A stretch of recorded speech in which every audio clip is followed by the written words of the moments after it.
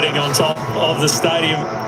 There's Troy, the rocker on the roof, ready to get into it. Collingwood come across with 2 wins and a draw from their last 3 trips here to Optus Stadium. Looks like they've got Bolton starting in the middle, along with Brayshaw and Sarong. So important.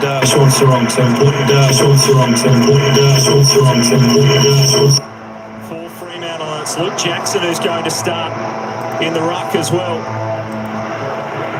Sean Darcy to start on the bench. Dacos and Brayshaw, we're underway, round 9, Thursday night footy. Collingwood and Fremantle as Long tries to extract it. Jackson was trying to disrupt. Houston up in there and Bolton immediate impact up into the midfield and winning the footy away to Clark. Bounce important. Tracy nudged to put well by Frampton. Josh Dacos over the top of it. Jackson follows up now to Brayshaw, to Tracy. Goalless last week. Skids it in low and bounces it home. Goal so hard to come by last week. They get one inside 30 seconds. Oh, Luke Jackson taking bow, one because of his athleticism around the ball, but then he just got his body in the way. Josh Jacobs was trying to come the other way, and he was having none of it. Brilliant work from the centre square. The ball was bobbling around here. You can see where Tracy comes from. We'll keep an eye on that, but it's his next bit of play as the ball was released forward. Jacobs actually has first crack at this one, and then Luke Jackson just says, nah, I'm going to get body in the way, then I'm going to go and get a ground ball. First give, pretty simple footy. Tracy perhaps kicking this one to the top of the square to run onto, but that's good footy. No, I think he was just going for goal path. He bit dry last week and a completely different start than what we saw last week against the Saints. He had such a long streak. It ended last week in the 29th match of kicking at least a goal. And Fremantle, with only a goal to half-time last week, have got one so early. We get a restart. In the middle, Jackson up against Mason Cox, and now Sarong onto it with a clearance for the Dockers. Intent early, more there. Tracy crashed in. Switkowski, well tackled by Sidebottom, will win the free. Having an excellent season, still Sidebottom, winning plenty of the footy, and an important tackle there. Now finds Houston. Plenty of storylines in this one. The Pies with the luxury of being able to manage a few of their stars.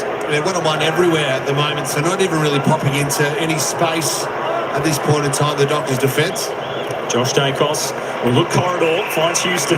Except for that one. He'll roll through and chip it through the middle, but bit off a bit too much. Clark intercepts. This is where the Dockers fans are urging their team to go quickly. Switkowski, the overlap run comes. Sarong into the pocket, goes very wide. Amos couldn't hang on.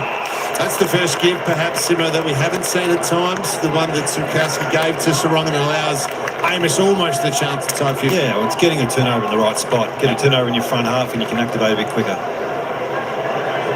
Mason Cox and Luke Jackson competing in the ruck. I thought it might have been Cameron and Darcy doing most of the ruck work at the first exchange. As this one smashed towards the boundary, Luke Ryan will roll it over. I like that. I like the fact from a Fremantle perspective, they're getting Jackson in around the ball early. He hunts the ball so well once it hits the ground, but Sean Darcy will get his opportunity against Cameron. Looking forward to that battle as well. Bang bodies as Jackson tried to follow up. Allen's in there. Bolton releases over the top. Frederick back to Jackson. Looked outside. Sarong steadies and fires. Misses across the face of goal. Completely looking different stoppage setup from Collingwood. They're backing their system in. There's a lot of space for Sarong and Brayshaw at the moment, so it's a little bit different than what we saw last week. Spoke pre-game Simo about the body checking the Saints mids were doing on those Dockers midfielders. Having an easier run of it so far. As now Houston's going to go for the talk through the middle of the ground. It went corridor though and opens it back up for Fremantle. Clark, Brayshaw, Warner on the boot. Wide for Reid, but Frampton will be there. Could have almost taken the mark, but went the safety of the boundary. That was well played by Reid in the end. I think he realised he was out of position and just got a fist to it to restart. He's a smart player, Murphy Reid. Quite in the last few weeks, but really enjoying his first year in the AFL system. All the territory going Fremantle's way to start this one. It's Brayshaw, Jackson involved again, Sarong, the hands, release, and it's Matt Johnson on the fly, but it's out to the right. They're getting the stoppage on their terms, but one from Sarong and a missed opportunity from Johnson. Those midfield goals are crucial. Yeah, they've got dominance, so they're +3 already clearances. They've had 6 inside 50, so a really good start for Fremantle. Only had the 2 scoring shots in the first half last week. Collingwood are happy to do this. They're happy to take a bit of space, take their time, get set up down the line, sometimes even point where they're going just to get everyone on the same page. Jeremy Howe back into the side. One of those 4 changes. It's a good picture, isn't it? How well Freo is set up in slow play. Down the line, in front, Jackson. Well, pay the man in front or the one reaching over the top. It's gone Jackson's way, but Cameron had a fair piece of that. Yeah, interesting decision from the umpire. He started well though, Luke Jackson, hunting the ball. Been very influential to start things. Up towards Tracy, who demanded the footy. That was a great kick. That was a really good kick from Luke Jackson. He allowed just enough run and leap at the ball from Tracy. Tracy thinks he's got the distance in him here. Well, before tonight, coming into it, Josh Tracy kicked 12 goals straight from within 30 metres of goal. He's 8 goals 10 from beyond 30 metres. Already got 1 tonight. That's sort of mid-range. And that was on the burst. This one from the set shot. Here's a long kick. He made great connection. He thumps it for a huge goal. Josh Tracy with a big bomb. He's got the strut, hasn't he? Puff the chest out, leave this to me. Once you kick your first goal and you're a full forward, your confidence just goes through the roof. And you can tell he thought he had the distance. There's nothing worse than the ball just hitting the goal line and getting passed through. But the minute it hit his boot, it looked like it was going through. So great start from Fremantle. Collingwood haven't got off the plane yet. They haven't arrived, so they want to activate some of their leaders around the ball just to get some field position. They haven't had the ball past halfway as we speak. Well, the response was to be expected from the Dockers after such a poor showing against the Saints. Collingwood were trying to prepare for that, but Fremantle have got the jump. Tremendous finish for Josh Tracy. Goalless last week. Already got 2.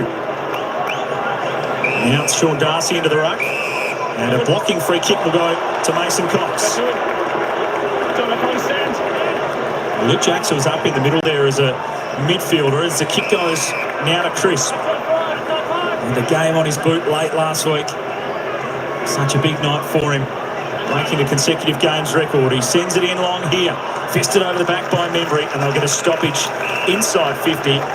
And territory inside their 50 has been very difficult to come by. Well, he's just jumping in. So watching Nick Dacos really closely. So currently it's Corey Wagner, but anyone that goes near him is not leaving his side. It started with Andy Brayshaw. He went forward to Jordan Clark, and now it's Wagner. See how he's being harassed right there. Is that the stoppage? Johnson taking them on along with a good tackle. Lipinski trying to shovel it forward. Schultz coughed it up. And get the booze tonight, the former Docker. The shot left a little short. Good commitment from Warner. Ryan's in there. And another stoppage inside 50 for the Pies. First sign of the Collingwood system, forward 50 pressure, tackle after tackle, swarm mentality. Sean Darcy, just the extra size there on Membry, able to knock it down. Sarong extracts, gets it back to Brennan Cox. Moore in front, battling with Voss, brought it to ground. Dudley now scraps for it, but dove on top of it and will be caught holding the ball. They're so well set up behind the ball. Jeremy Howe's the extra anchor right deep, and it allows Collingwood to go to the ball when it's like that, and they can get a repeat inside 50. Perryman, Howe, and they're just wide of Sullivan. Up to the meet at McCreary. And now Houston will use it well. Good hard running from Sullivan, who continue to push into the pocket and can take the set shot. Well, they're the #1 team in the comp at forward half turnovers, and they didn't rush it back in. They took their time. They went around the arc, get it in a good player's hands who can use the ball, and Houston does what he's there to do. Lachie Sullivan into the side, played round 1, round 5, and then was the sub in round 7. Kicked a couple through those 3 games. Tough angle, forward pocket, and he will just hit it near side. He's one of those small forwards, isn't he, that really can, I think, stretch this or test this Fremantle defence. Cooper Simpson's come into the side, who will play deep in defence. Ryan goes wide. Good mark to Brendan Cox. That sounds been there for a long time, Simo. Yeah, Cox, put your key position defenders in that juncture and try and get a mismatch with the winger. Warner, more aggressive with the kick to Clark. The backward edge of the square, and now to Pearce. He'll look long. He tries to scissor one through it. Quainer was aware of it, but knocked it straight down to Sarong. And they go from end to end. It's short, though, of Amos. The full chested was able to knock it away and keep it in front of him. Stepping inside was Sharp. Straightening up towards Voss. Crashed into Tracy. Collingwood defence does well, but Frampton too much on the handball. Sharp to Voss, to the square. Darcy's got too many to beat. Well done by Mason Cox to hold his spot. And then Darcy Moore can intercept and the Pies can reload. Out to half-back, Elliot. It's a great play from Darcy Moore. Wins the ball and then sees a one-on-one and goes quickly. Here's another example. Pies want to continue up the wing. Hoskin Elliot trying to find Lipinski. Long, lost it. And it will ricochet away, over and out. A little bit sloppy with the skills so far. The Fremantle player getting patched up. Is that the end? Yeah, it's Josh Tracy. Boys come to the bench, blood streaming everywhere. It was the contest where he sort of came back into Voss's leading space. He's got a fair bit of blood. Thanks, Scully.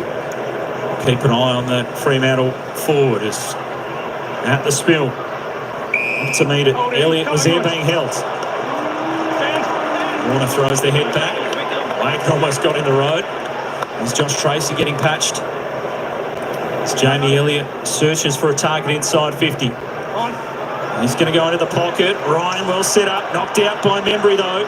And good follow too to get it to Crisp.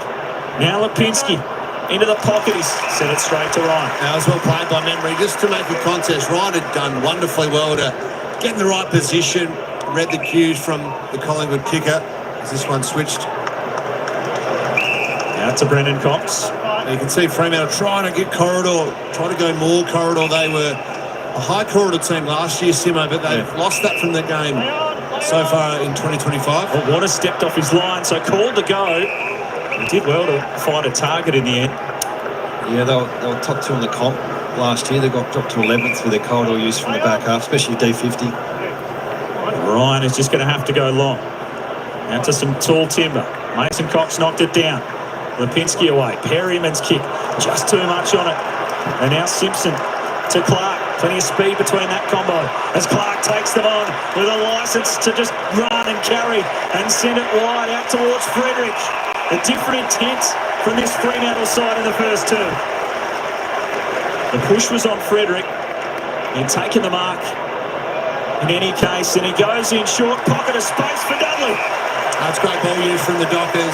Well done, Jordan Clark, to take it on, run and trust his legs, trust his speed to run away from the Collingwood defence. And then that man on screen, Michael Frederick, he did wonderfully well to run from one side of the ground to the other to be an outlet for the kicker, and then it was really well used.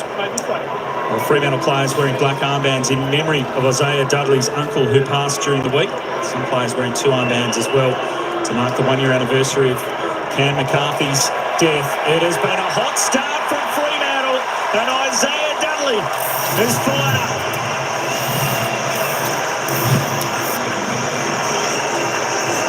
Has been a hot start.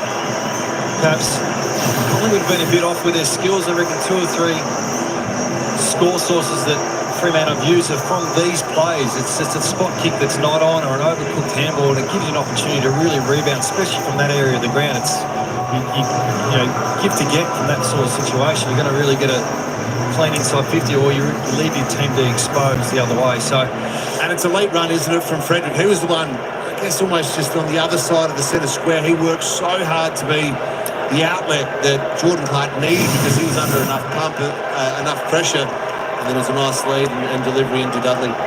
That's his role. If he can get on the outside of a switch play, he's always there. That's his role, and that's why he's been out of touch for a few weeks, because it's not been there. Getting there. Yeah. Isaiah Dudley, a great story, being picked up late in the pre-season, getting his opportunity and finding a home in the Freo forward line. Sarong bashing and crashing in there. Darcy got a handball. Josh Dacos had it knocked down. Sarong goes in hard again to win it out of there. Away to Sharp. Looking towards the 50 and beyond. He sends it to the square. there. It's got some carry. Frampton knocked it in. Dudley's still a chance. The Pies eventually rush it. Post is going to fall over. Got a fair whack, didn't it? There's Josh Tracy. He's been patched up. It's important to get him back out there, particularly when there's Wagner. Looks as though he's going everywhere with Nick Dacos. So it's just going to be a pre-game. And well, they started Brayshaw, and then when Wagner come on the ground, so Brayshaw's got the role whilst. He's a good matchup, isn't he? Because Wagner can go back. Obviously played a lot in defence. So it broke Fremantle's tackle record last week with 16 as well. Set a new mark for the club. And as the ball's knocked away from Schultz and out crisp, and the Pies can try to get some run going. The handball, Membry got creative, a big volley up inside 50, asking some questions of the Docker defence. It's socked away. Not intentionally, I wouldn't have thought. It's going to be a boundary throw and inside 50 for the Pies. Well, they need to get some ascendancy in around the clearance. 6-2 at this point in time in favour of the Dockers. Here's the chance from a forward 50 stoppage. Here's the head clash. Elbow to the back of the head. That'll hurt. Clashed a few times unintentionally this year. Voss and Tracy. Eye injury, I think, in the first game or the second one with a high five gone wrong. I don't think it'll mind the big kahuna who wants to get back out there. He's already got a couple in the game. Well done, knocked down to Schultz as that one wobbles wide. It's touched off the boot, so it'll be a boundary throw-in. Not out of bounds on the full, which the players have just been made aware of. Tracy gets himself ready to re-enter the fray. Caleb Sarong, 3 clearances already. Was very quiet last week. 7 disposals. He started the game well. He had 15 last week, which is the least he'd had in a game since back in his first season. And our side bottom, Crafty at the stoppage to the square, the mark right at the top. Hoskin Elliot will go back and bang it through for the Pies first. That's a great piece of play from side bottom, isn't it, Simo? Just reading the cues here. And it's a nice leap and jump of the ball. When you turn it over there, you are a chance to score, but still side bottom just keeps getting it done. And that's what repeat stoppages do in your forward 50. Put the defence under pressure. A slow start, Collingwood, but they get their first goal of the game through Will Hoskin-Elliott. Seeing 2 or 3 different systems from Collingwood this year, whether it's transition, back-up, ball movement. I think tonight they're leaning towards field position. Take your time, get a deep entry, get repeat entries, get stoppages, and they've looked dangerous from this particular piece of play for most of the quarter. The rest of the game's not in great order, to be honest. I don't think they're using the ball too well, and Fremantle's pressure is really good. The clearance situation looks good for Fremantle in the centre and centre forward. And Sarong just released a bit early there, didn't he? He thought Brayshaw had the ball. He was trying to make position, took 3 steps away, and that's all someone like Sidebottom needs to. Just there, he was 2 or 3 steps away, and that's too much in league footy. Well played by Sidebottom. As a sub last week, Hoskin-Elliott back in for a full match tonight. And there's the ball in the middle, Bolton up there. Good hit out from Darcy. It's now with Brayshaw. He'll go long and strong. The strength of Voss, a beast in the forward line.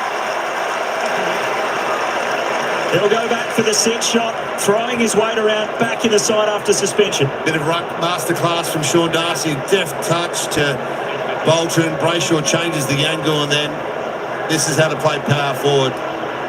Get him out the way. Big mismatch there for the Dockers. This is the test, though, because not necessarily that trusted in front of goal. Pat Voss. 3 goals, 7 on the season for Patrick Voss. He likes to throw his weight around, but he wants to impact the scoreboard. And he's passionate about the purple jumper as he kicks it through. What is it with these key forwards, Pat? They look at the puffer chest out. They're pretty confident. The swagger is definitely there when you see them in the action. And it's good to see. I think the confidence levels, especially for someone like Voss, his kicking's not his main strength, but to do that, assert your dominance. It's a bit of a mismatch, isn't it? Crane, the biggest player, 180, as compared to Pat Voss, who's certainly a bit taller, up around the 195, 196, so that's an advantage. And it's right now, stoppages, they've scored 5 times, 2 goals from stoppages. So the Achilles heel last week now are becoming an important weapon for the Dockers.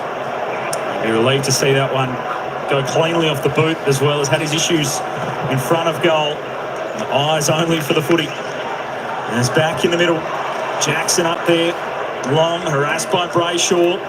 Sarong in and under. Crisp can get it out of there and put it on the boot. The Pies looking to respond quickly. Bounce was a real unlucky one for Ryan. And Jamie Elliot can just help himself. Collingwood fire straight back. The bounce of the Sharon can be cruel at times. Ryan was caught a little between, and Jamie Elliot just used his craft and his nous just to wait to see what unfolded. Yeah, I think the centre bounces are going to be critical tonight from a field position point of view. Just mucking around with it a little bit too much. Collingwood, Chris gets this ball and doesn't muck around with it, just gets it on the boot, gets as deep as you can. I think that's the message you'd be talking to the Collingwood mids about. The pressure's good from Fremantle. Let's not muck around with it. Let's just get a few entries. And you can see there you've got Pearce and Cox, and then a real genuine one-on-one. Ryan was probably 3 steps away from where it should have been, so where the ball dropped, should I say, and it's a goal. That's the beauty of a centre square right now.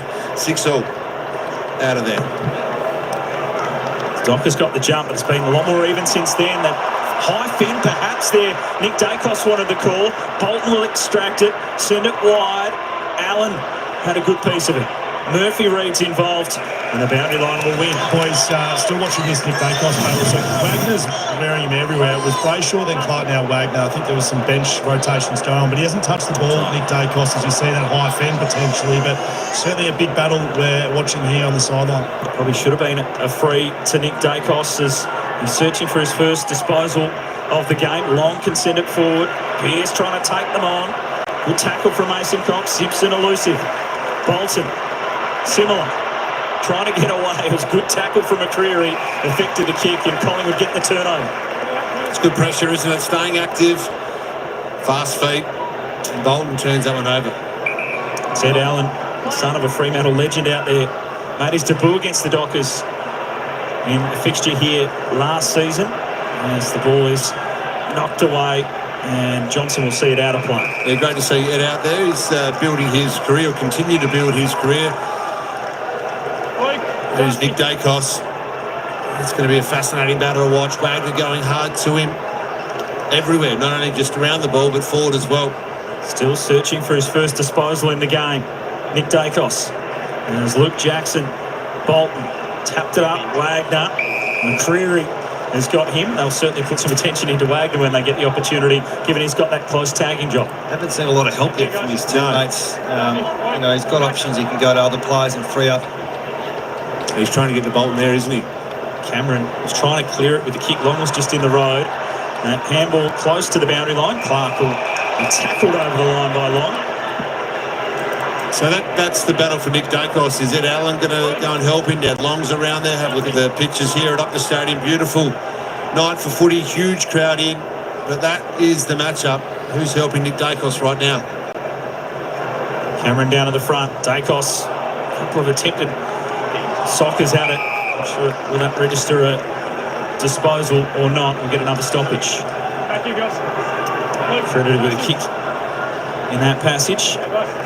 Knocked down by Cameron. That's a more effective one as it went inside 50. Clark, McCreary's got him. Johnson a fumble. Dacos down there. Got the hands clear. Long goes forward. Collingwood with some numbers here. And crafty small forwards ready to go to work. Clark back there trying to help out to Ryan, and they can try and sweep it now out the other side. It's with Sharp. Good pressure from Hill. Dangerous ball. Too much on it for Simpson. They needed to go down the line. Pat Voss was there, the one-on-one. Risky kick straight up, back up the middle. Lots of numbers inside the Collingwood forward 50. So Perryman is just going to kick it to the top of the square, off hands. Mason Cox volleys it out. The soccer skills from the big Texan come through. Might have called touch here, perhaps, but you can never trust the players, so we'll have to wait through the replay. I'm pretty confident heading back to their positions. And talk about turnovers earlier, Simo, where Free are able to pounce. Well, then that's the issue when you turn it over and your defence is disorganised as well, defended from Collingwood up the ground. You can see here, Sharp's got a one-on-one there down the line.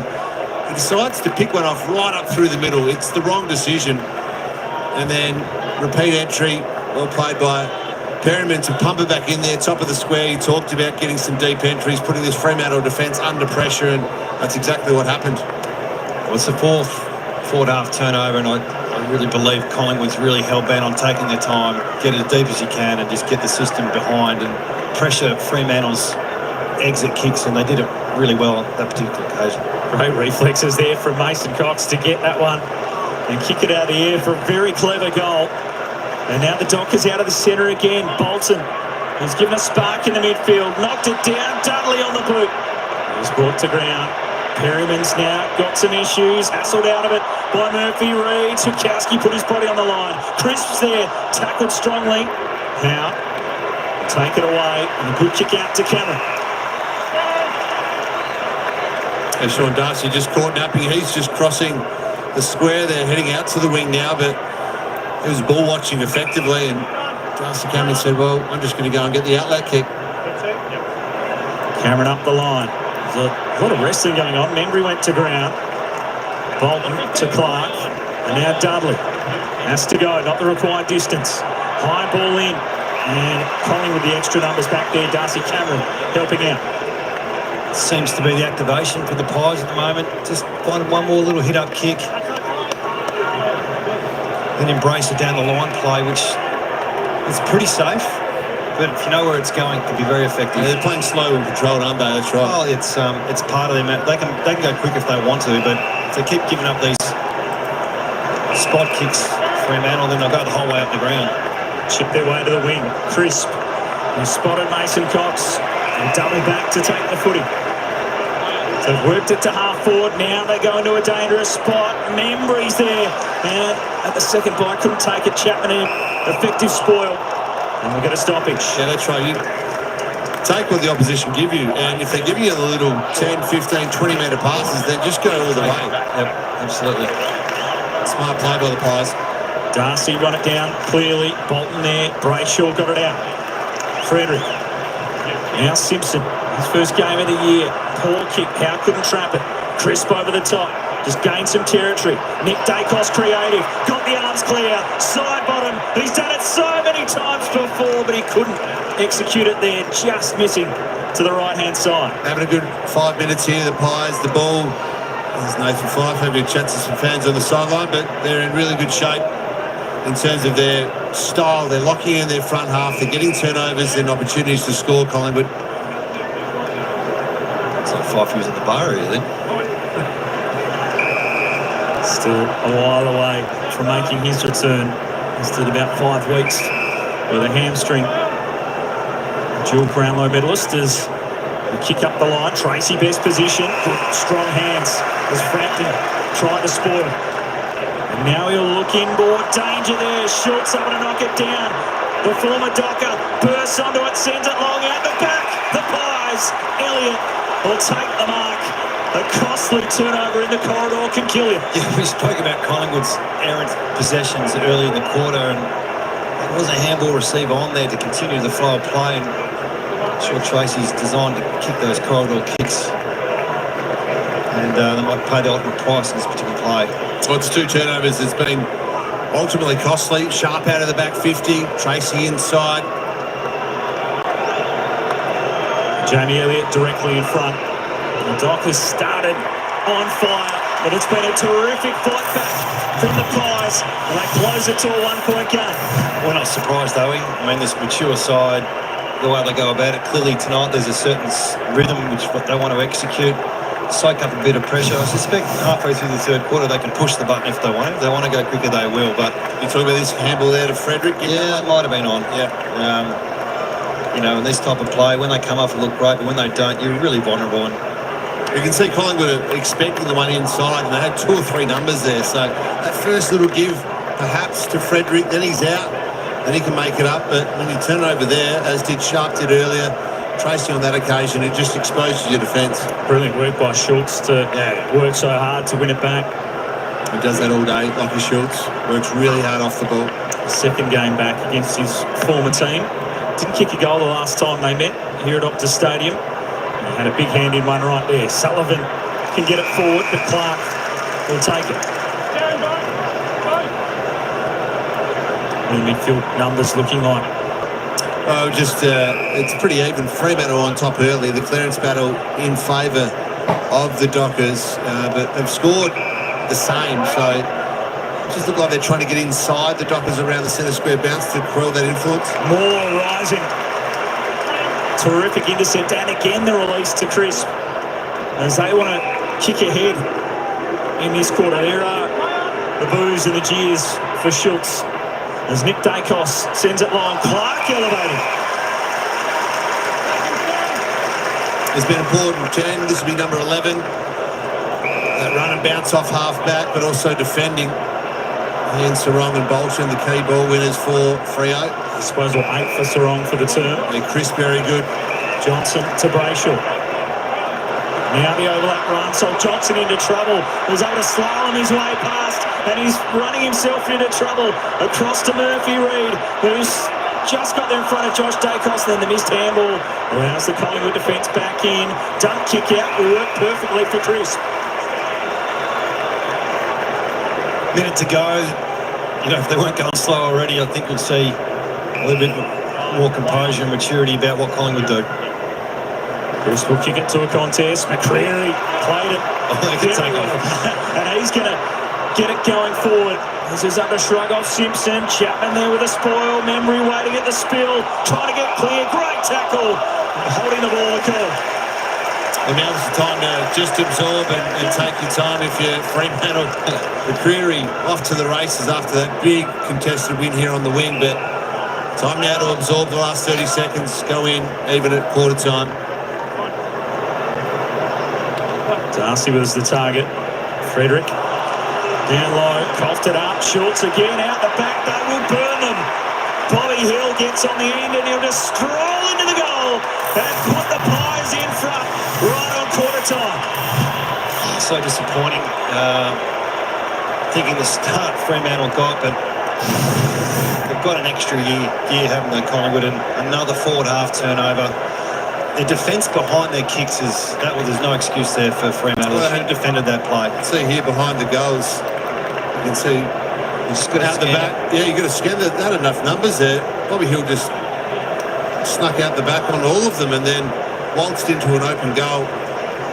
It's way too easy from Freo's defence. The work rate of Lockie Schultz, though, we saw it there again with the run-down chase and stopped Fremantle getting a shot at goal at one end, and then he creates another. Yeah, he created the last two goals, hasn't he? His defensive pressure. And he's helped the Pies to a 5-point lead. Terrific fight back away from home in this first term off a 5-day break. And in the middle of the grounds, it'll be Darcy and Cameron.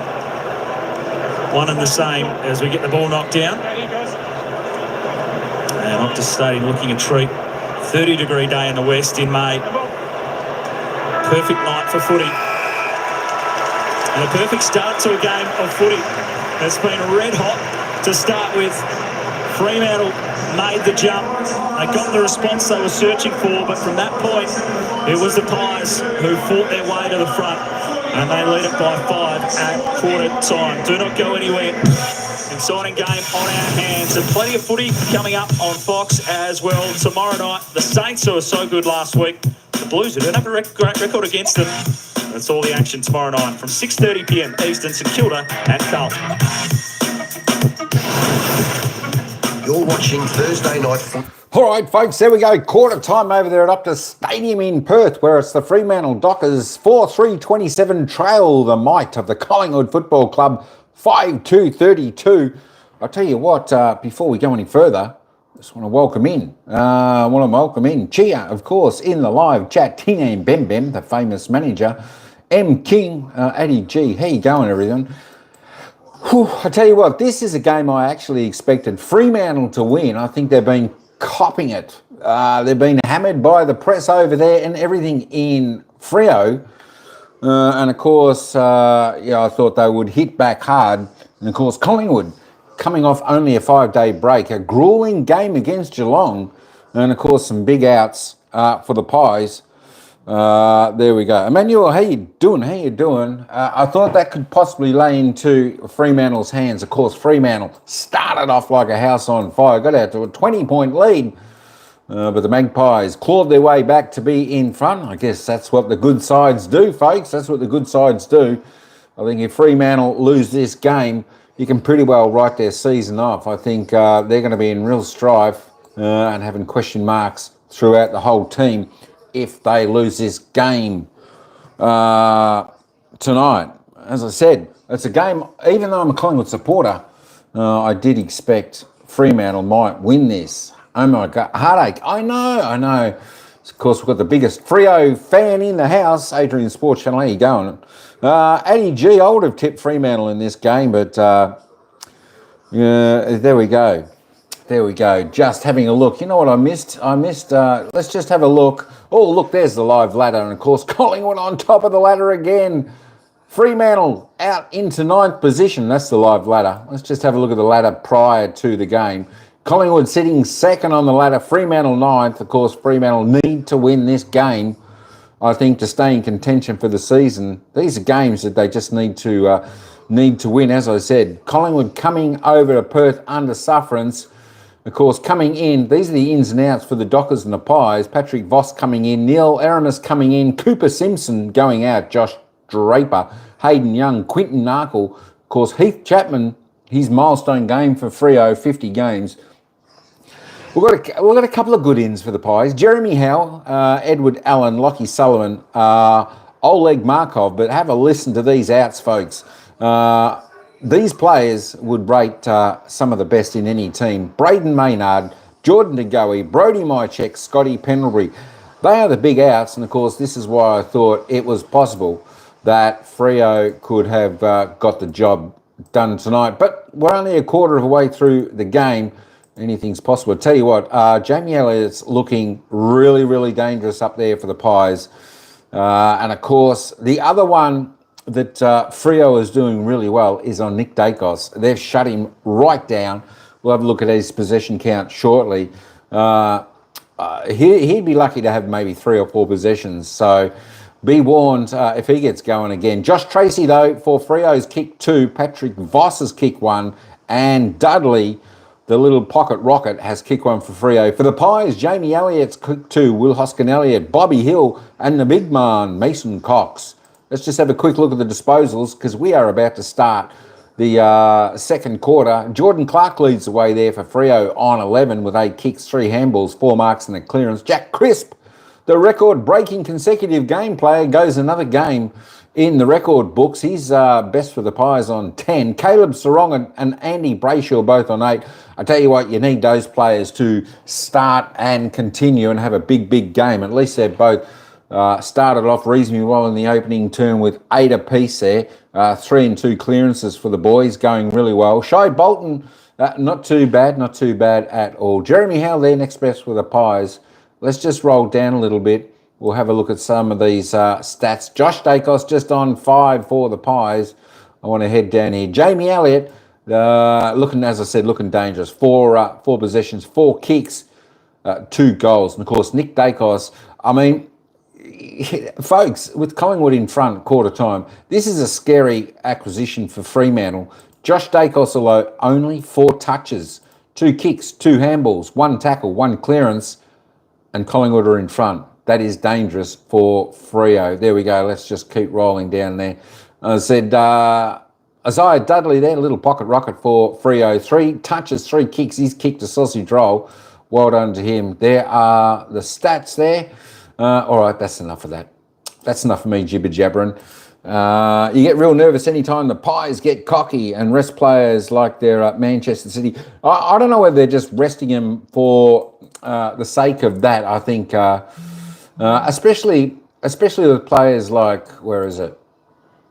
Especially players with Jordan DeGoey. He's got some niggling injuries there, and of course the old boy Scott Pendlebury. They definitely need to be rested.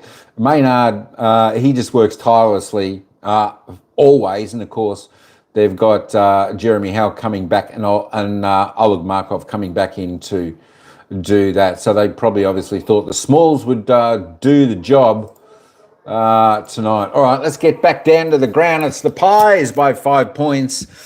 Should be a cracking second quarter. Xiaomi is there on the wing opposed to Ed Allen. That is a watch in this second term. Thursday night footy, second quarter to get underway. The Pies leading it by 5. As in the middle, Dacos flashed through without it. Sarong to Bolton. And the clearance will go the way of Fremantle.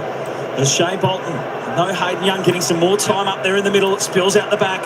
Josh Dacos there with the ball at his feet. Did ever so well to get it away to Howe, who then sort of split the difference with their handball. Call will be interesting. Boundary throwing. 50-50 perhaps that one. Could have gone either way.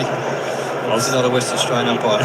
Just holding fire to see which way it was going to be played. But Allen was in the vicinity, I think it was, who made the benefit of the doubt. So the ball will be thrown in. Cameron to the front. Brayshaw alongside Nick Dacos and back out and over the boundary. So similar, what's happened is Jai Amos started the wing. He's done a flip, I think, with Matt Johnson, who is now up around the ball in that wing position.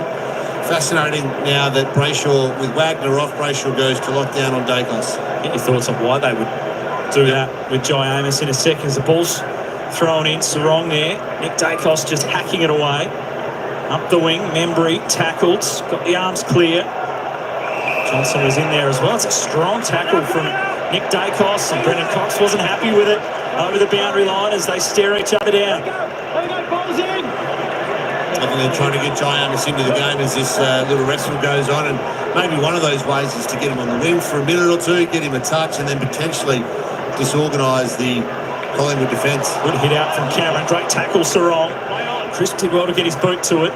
Johnson back for Clark. I mean, it just craps sideways and then a cleverly chip kick up to Ryan.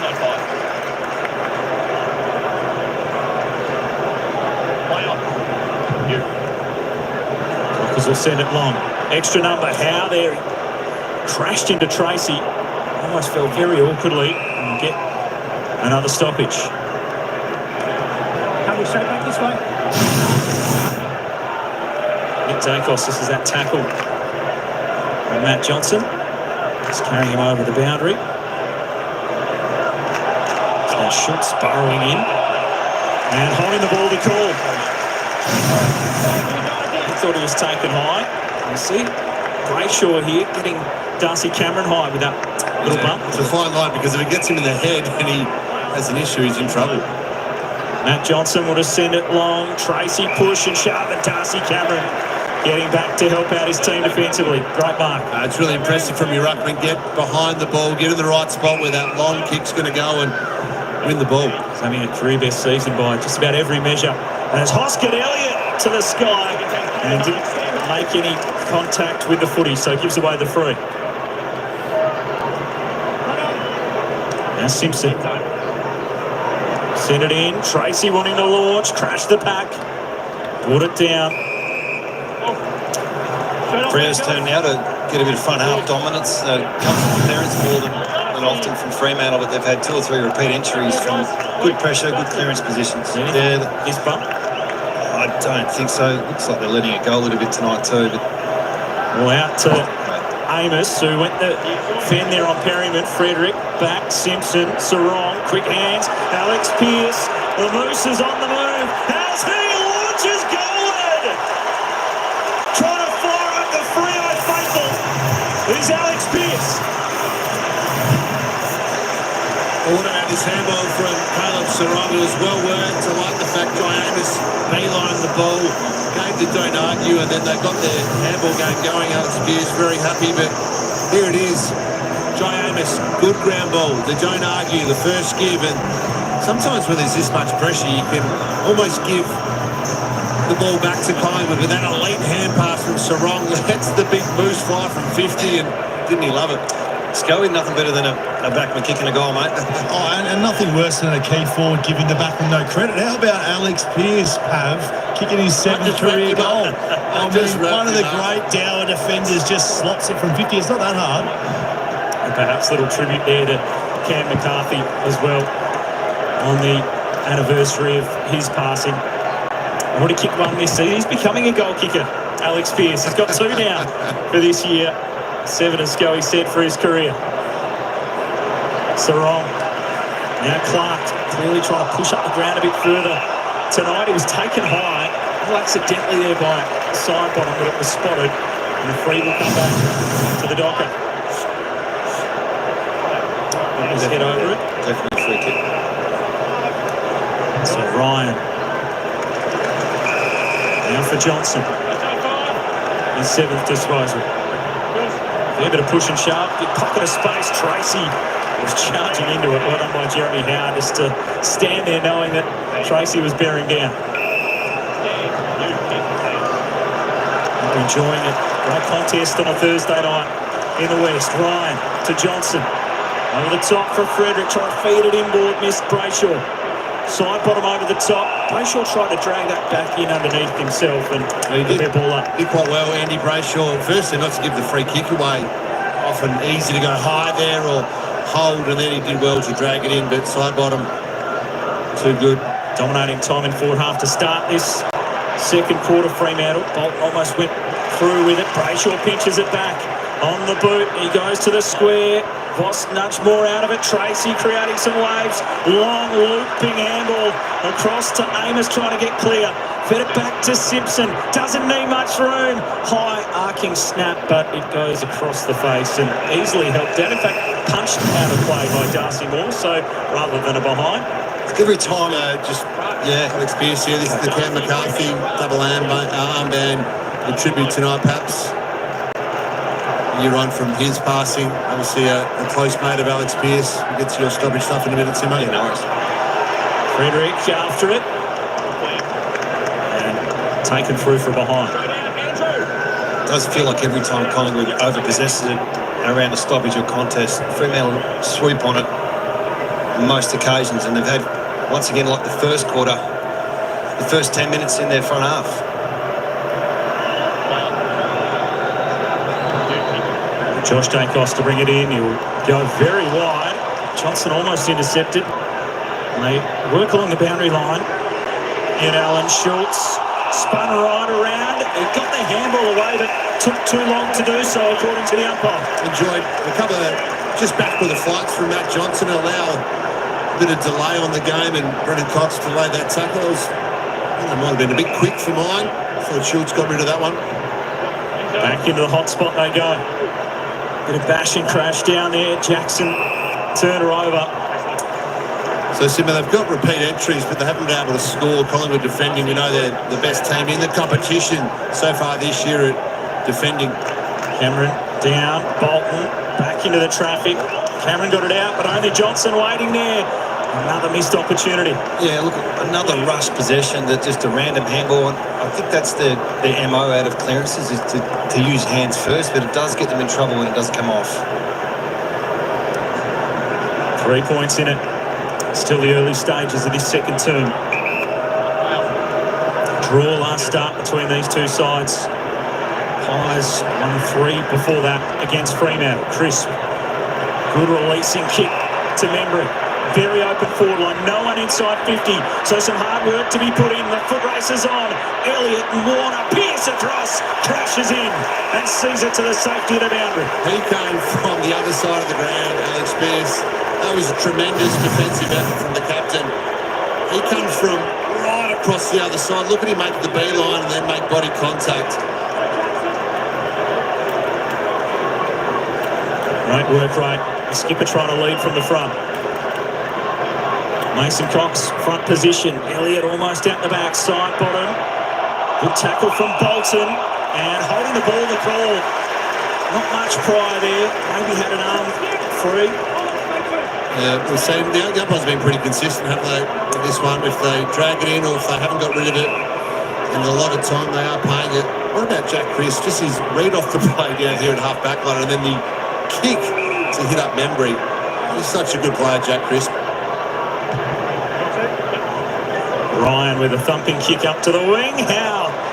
Well, days gone past, he may have taken a big hanger over the back there, but they'll show that on Monday, perhaps. There's a wet the spoil instead. Predictable play, and there's a time and a place for those type of attempts. And yeah, I think we would have loved to go for that grab, but there wasn't much support behind, so we did the right thing. Just makes it so effortless. He's only won the Mark of the Year once. He's been robbed a couple of times, I reckon, on the way through it. I think he feels the same as Brayshaw.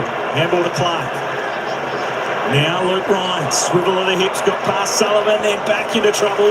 Just got it away in the nick of time to Brayshaw. To Bolton. It opens up for Fremantle. He treads water, he waits, he's calling for a lead. He spears it to the pocket. precision it was for Amos. Great work from Frampton. And they almost had the mark right on the boundary. Interesting with Bolton. He's probably used to someone coming at the ball. Fremantle don't traditionally have those lead-up forwards, and Amos is about the only one, isn't it? He was the one that ended up coming. He was looking for Josh Tracy the whole time to come back up at the ball. Another stoppage in their forward 50. The Dockers. Darcy down to the front. Back towards the boundary. Evades Josh Dacos. So for all this dominance in the front half of this second term, Simo, they just haven't been able to affect a score. There's Nick Dacos getting some treatment. Is there anything that you would suggest to maybe open it going? No, it's 13. It's 23 inside 50s to 12. I think it's just a matter of time before they can break them. But the sad thing is, if it goes up the other end and they score, Brayshaw, the seas parted, and Andy Brayshaw scrolls straight through to kick a great goal.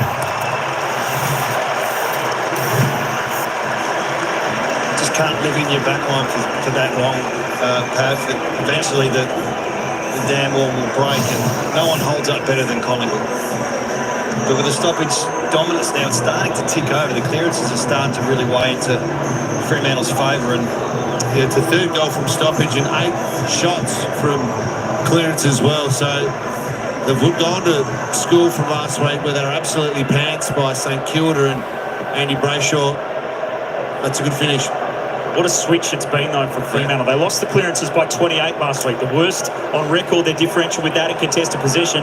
Tonight, they lead at 20-9. But this is not St Kilda. St Kilda are a completely different makeup and what they try and nullify. We've got a team, Collingwood, have been there, have done that, and they'll win their own way if they're going to win. They're not going to break their system. Back in the middle we go. 9-point lead to the Dockers. Mason Cox in there, lost his footing. Darcy fed the handball forward. Johnson, Switkowski, Bolton left it behind. Side bottom onto it. And the tackle lingered too long, so the free kick will go to the Pies. Missed opportunity there. That should have been a deep entry. 2 goals to zip in this quarter. Side bottom. Sends it to half forward. Brennan Cox, best position. Bobby Hill almost took it away. Ryan Chapman under the pump. There's a swarm of Collingwood small forwards ready to pounce. Ryan didn't want to dive on top of it. Schultz is in there with the footy. It's amazing what a drop mark or a fumble does in this game. Nick Dacos still getting some work on that left hip. But yeah, any type of fumble, any type of drop mark, Collingwood are there to pounce. Wagner on the boot. Mason Cox. Tracy got it to ground. Frampton missed with a handball. Murphy read a little fumble, but got it to Switkowski. Now Johnson. He's found a heap of it so far. Chapman in game 50 to Brayshaw. Back for Bolton, who's looked lively, and now Simpson. He's come into the side, Curtis Simpson, and he's looked pretty sound in defence, and also he generally uses the ball pretty well. It's his 3rd game. Curtis Simpson was a sub in 1 last year, played the next round and then didn't find his way back into the team. He's been performing well at waffle level. Footy with Switkowski. A slow build-up. Collingwood so well set up behind the ball. Freo trying to get into a launch pad scenario, sort of 60 to 70 metres out from goal. Here's another example of it. Wagner for Johnson. But it is a slow play, so they're trying to get a deep entry and then set up behind. Tracy is on the lead. Kick goes in that direction. How the spoil. Houston heard a voice, slapped it across. At the second attempt to Josh Dacos. So they run it out. Lipinski short and wide. Wanted crisp. Look out. Chapman the other way. They see it to the boundary. Dacos on the bench. So just struggling a bit with that hip injury. He's got a bit of treatment on it. I assume that's a corky, maybe a little tight through that sort of buttock or hip flexor region, but I'm sure he'll be back out there. Well, I need him in the moment. It's 10 inside 50s to 2. Freo look a bit sharper around the contest, putting more pressure on. Darcy trying to find Brayshaw with a hit out. Crisp has been working hard. He'll try to spike it. Taken by Bolton. Warner. Brennan Cox. Look out. Bobby Hill. Great tackle. Stayed active in the passage of play and wins it back for Collingwood in a dangerous spot. Got to get that one on the boot when there's that much pressure around. Get it forward. And he'll run and play on and sizzle a kick inside to Long. Because if you don't, that's what happens. You get absolutely sliced the other way. Bobby Hill, elite skills inside forward 50. Sometimes you just got to swim between the flags. And Cox is probably not known for his skill level in a contest like that. So they've done it 3 or 4 times tonight. Fremantle have been in really good positions to attack and have turned it over in bad spots. Ned Long, subbing 3 of his first 4 games this season. He's averaged 22.5 disposals since that point. He has become a real impact player for the Pies and kicks an important goal in his second term as he's got blood coming from the hand. Brendan Cox, costly error, not absorbing the pressure and getting him forward. Great pressure again from the Collingwood half-forwards. Have a look at the work rate here from Bobby Hill. He's up at the stoppage. He's chasing after Bolton. Cox, is there a chance to get them on the boot? Potentially, but Bobby Hill just elite now. The other example here of what needs to happen, Shea Bolton, he's pointing to Ned Long. He's saying, okay, someone take him for it. Sometimes you just have to defend it. Bolton, he's got enough time to get to him. I watched Shea Bolton come from the ground, so he's been spending a lot more time on ball, or at least as a 5th midfielder through the middle. He was absolutely exhausted coming from the ground after that play, so they're getting a bit of bounce with him in the middle, but can he withstand 4 quarters? That'll be the question. Oh, that's the threat, isn't it? It's the opportunity, should I say, if you're Collingwood, you get him on the other way. Big knee in the ruck from Mason Cox, and Sarong with a strong tackle from Schultz. A little bit of venom in that. It certainly was. Yeah. Wonder if you didn't buy him a coffee a couple of times. What's wrong with that? Former teammate. In the ruck, Darcy. And a handball in. Schultz again. There's a hold there on Schultz, or a high tackle. And the free kick goes the way of the Pies. And no one's standing the mark, so they can just get a little bit of extra distance on the kick. Nick Dacos down there. He'll get the free. Held on to in the marking setup. Been struggling with injury. He goes forward and he'll have an impact. Not sure if he's been struggling with injury or he's just getting well tagged at the moment, perhaps. And that's the beauty of Nick. He can go deep forward, he can go half back, he can take the kick-ins, he can go in the middle, and eventually he'll get you. So 4-quarter effort from Wagner's required, but he's done a pretty good job. Kicked a goal in each of his last 3 games. Nick Dacos dropping the heavy tag, battling through a bit of injury, but the versatility of the Collingwood superstar to swing forward and hit the score sheet. Well, for all Fremantle's dominance in this second term, 9 inside 50s to 5, they're only leading the quarter by a couple of points, and that's the threat that Collingwood possess. They've just isolated in there, one-on-one. Wagner, and it's just great body use from Dacos to protect where the ball was going to drop, and then he almost took the mark, but then there was the hold there. Definitely a free kick, but Wagner's done a good job for almost a half a footy. It's a long way to go, and this guy's going to get you at some point. Well, look, he's kept them to 4 possessions, so the fact that Collingwood are in the game, missing some leaders, obviously still got experience, but to have him so down on ball in hand and still be right in the game is a positive for Collingwood. The Pies back in front by 3. More efficient when they do go forward, Collingwood. It's about the time in the first quarter they were able to wrestle the momentum and really put some goals on the board. Sullivan will get the clearance away. Ball hits the deck. Warner and Schultz. Warner played it pretty well. Now to Clark. Kick off the left. Brayshaw. Chapman. Handball missed Dudley. Time to recover though. Quickly on the boot. What a kick it was. Off balance. Still not able to hit the target. Tracy goes in long, but he sends too much on it. And Quainer can get back. Yeah, against a team like Collingwood that roll back so well, their wingers push back, the half-forwards get up and help. Can't just bomb that one away. Step around Frederick and go corridor. Big contest. Membry with the reach. Brayshaw went the mark. Collingwood are out, and they'll burn them back the other way. And Bobby Hill will just lay it up for Dacos. Andy Brayshaw won't want to see this one again. Time back again, yeah. We do have a good side on angle, and when you know you've got Membry coming straight at you, you'd hope to put the body on the line and Now, coaching move or player move to go forward, either or, it's proving to be a good move. Deep breath before the set shot. We know kicking goals, mainly from the midfield. Cannot finish that one though. It's a let-off for the Dockers. They had an opportunity, Andy Brayshaw, to put his body on the line at the centre of the ground, and just didn't quite make body contact, but Dacos couldn't take the advantage. Ryan with the long kick out towards Brennan Cox. The same setup every time there's a kick in. It's frustrating as a coach. Not coaching anymore. It's all right. Let it go. Let it go. It'll cost you field position. They're good mates too, Ryan and Brennan Cox. They search for it a bit, but it's effective.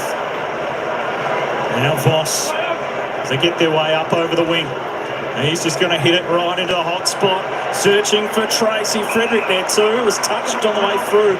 Freo players were playing, but the mark goes to Cameron. Just too predictable at this point in time going inside their forward 50. It's that long kick to Tracy, and you know, it could be Darcy at times, it could be Amos. They just need a little bit more of a change up. Need some easy footy going inside forward 50 for all their forward thrusts. Frampton will go across. Lipinski. More. Good tackle from Clark. Gets the turnover and wins the free. You should probably just go back and have a shot, absorb his 30 seconds. Crowd were concerned about Darcy Moore moving on the mark. He's got this in him, I think, Jordan Clark. He'd certainly back him when he was on the run. Does look confident.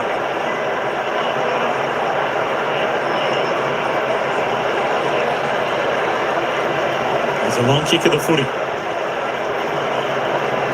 Seen some goals from outside 50 already tonight. Jordan Clark with ease just leans back. The connection was good. In fact, falls short. Voss almost marked it, and he keeps it in play. Still alive. Hoskin Elliot. Did he take them on? Tracy wrapped him up. They get a ball up. Boys, just quickly, Nick Dacos is inside his own 50. They're playing as a completely separated forward. This is Collingwood of old, deep forward against Nick Dacos. Ball knocked down. Josh Dacos there deep in defence.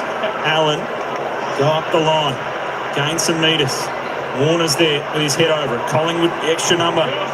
We get it, Allen to Sullivan. They get a little mixed up on the wing. Elliot and Membry. Simpson went to ground. McCreary says the Pies where they just like to try and surge it, try to will it forward until it breaks open, and then they burst their way through. There's then the long kick from McCreary to Dacos. It's working, Scotty. He's getting on the end of it, isn't he, Nick Dacos? It's been the move. It's definitely a coaching move. They've just separated him from the entire forward line, and clearly Wagner is more of a mid-tagger. I know he's played back, but yeah, causing real dramas. Nick Dacos from 50. We'll go high and long. Membry the target. Lipinski's there. Dudley fell over the top. And we'll get a ball up. Look, it's a good coaching move, but it's also an indication if someone's sore and they can't run. So interesting to see him right now. He's in the goal square with 30 metres of space. If you're Fremantle, you might want to just pull back a little bit. Just 10. Collingwood fans might be enjoying seeing a Dacos isolated in the goal square. He's had a bit of an impact so far. That kick was touched off the boot of Membry. Yeah, so Collingwood enjoying a bit of field position finally this quarter. Most of their entries have been free-flowing and giving their forwards a great opportunity. Now's a bit of time to let the backs rest. Opportunity here for the Pies as it threatens to spill out the back. Lipinski to get on that left boot to the line. Warner's marked it right on the goal mouth. The keeper back there with safe hands. The Pies hold a 4-point lead. Tracy worked hard to outpoint Frampton. Still a little unsure where to go. He kicks up to Amos, so juggles. Second bite. They're two big forwards taking two contested marks in a row. Not 15 for Sharp, so they'll have to work it by hand. Amos wanting to get on that left boot. Back inside for Sharp from outside 50. Hit it well, hit it very well. Sharp work from long range.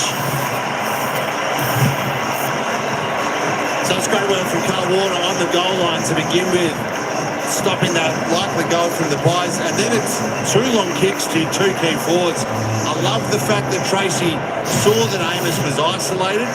Here it is. Tracy said, okay, I've got a one-on-one up the line. I'm going to trust my key forward to win a contest. If not, he's going to bring it down to the ground. And then they're just making it up. Sometimes you don't have to be perfect. This isn't an elite entry by any stretch of the imagination, but it creates something. When you go quickly to your half forward and you win a contest, you can create some speed, and that was a great finish from Sharp. Look, you don't design to kick goals from your D50 goal line, but Amos needs to get into the game, and he's the missing piece the last few weeks. Tracy's, it's all bang or bust with him at the moment. So if he's in the play and Amos comes in the play, they can be very damaging, and they were last year. Dockers back in the lead. And out of the middle, McCreary will get to work and win the clearance as they burst forward.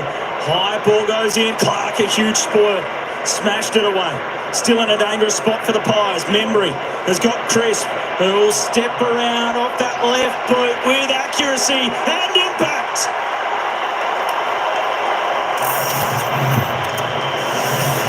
The 5th lead change in the game. The Pies back in front by 4. Centre bounce. Centre bounces are so important. If it wasn't a centre bounce score, but you get your field position from these players, and the criticism of Fremantle, sometimes their size, and McCreary just pushed his way through and gets a deep entry, and then your team defence kicks in. And what you do behind the ball, you don't see it on camera at the moment, but they're set up really well. Release kick, nice ball, finished really well.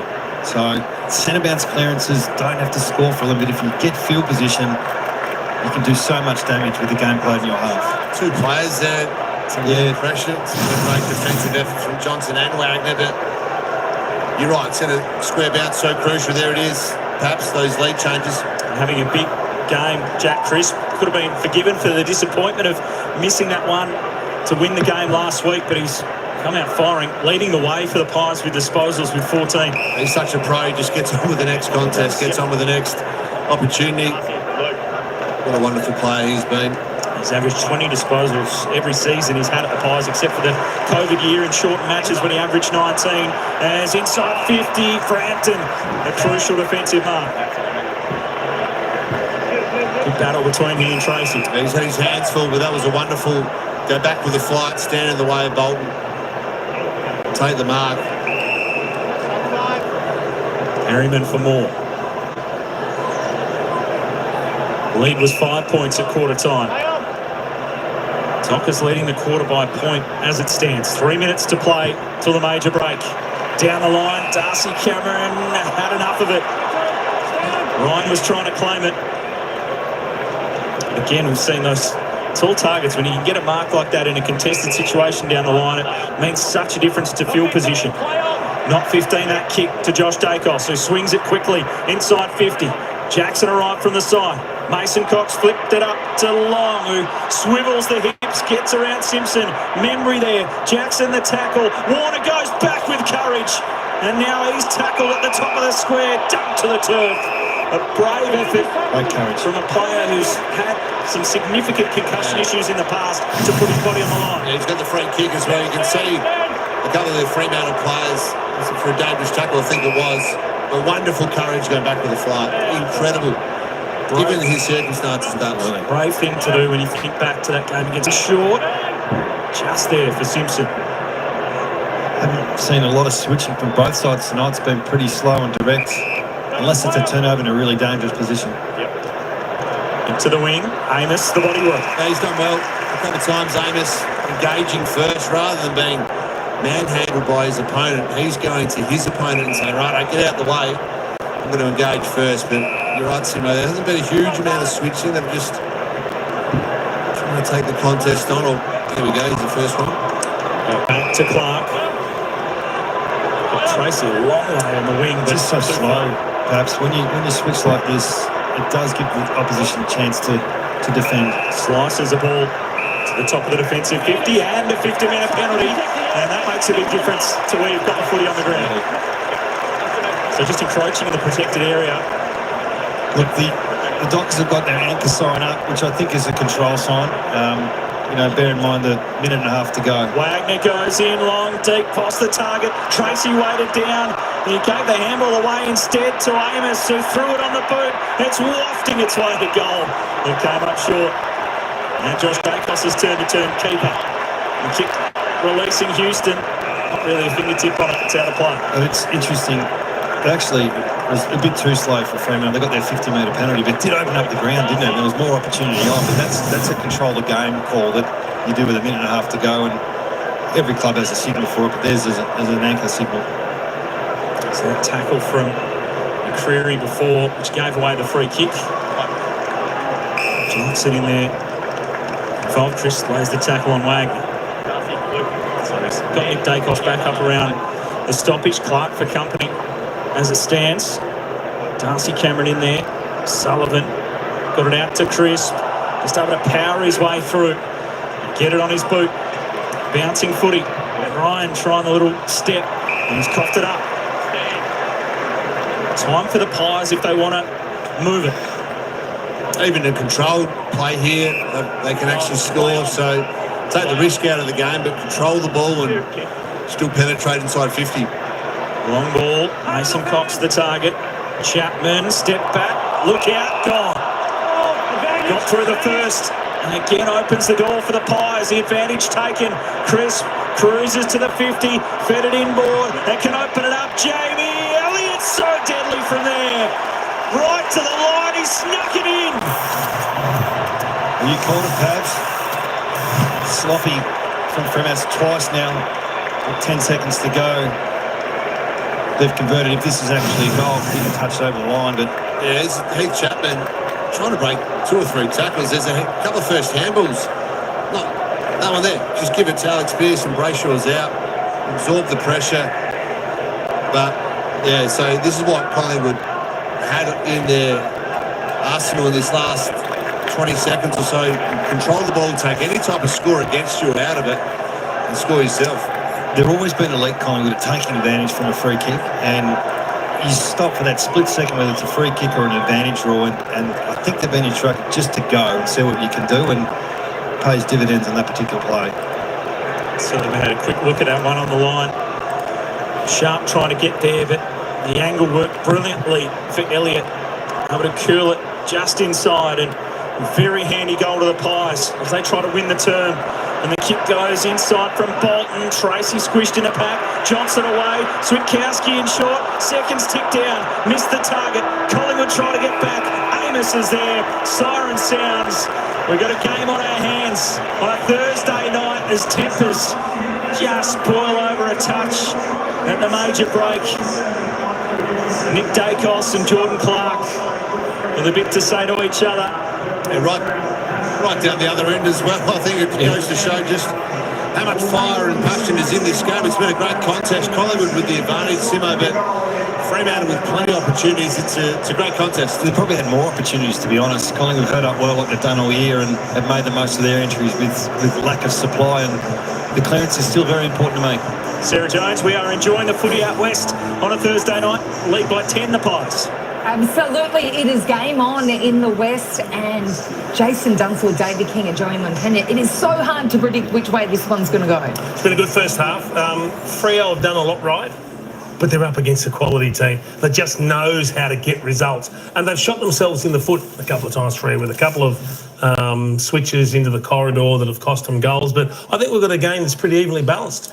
They're smashing them at clearance. Yep. They just need a lot right, King. Yeah, they have. And you feel like they just need one forward to take control. It feels like it's going to be Tracy, but he just needs someone to come with you. If Amos can get himself rolling and go, even Tracy, Jackson deep forward right now would be a good move. Yeah, they need something. But again, it's Collingwood's forward half game. It's been an absolute strength of theirs all year. When they get it in there, Fremantle are finding it hard to get out. They're applying the pressure, and that's why they've got their lead. They're the best team in the game at punishing teams, aren't they, Joey? Yeah, they are. They've just got class. You can see the difference in finishing. You know, the ability to find a mark inside 50, finish your work. Fremantle have had some great opportunities where they just haven't been able to hit that last kick, and then Collingwood have made them pay at the other end.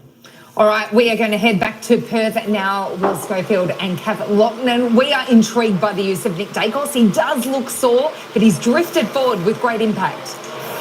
Yeah, we've been on Dacos watch all evening. So it's been a mix of Brayshaw, Wagner and Clark there towards the end. Obviously, just 5 disposals in the first quarter, 4 disposals, 1 goal, 1 in the second.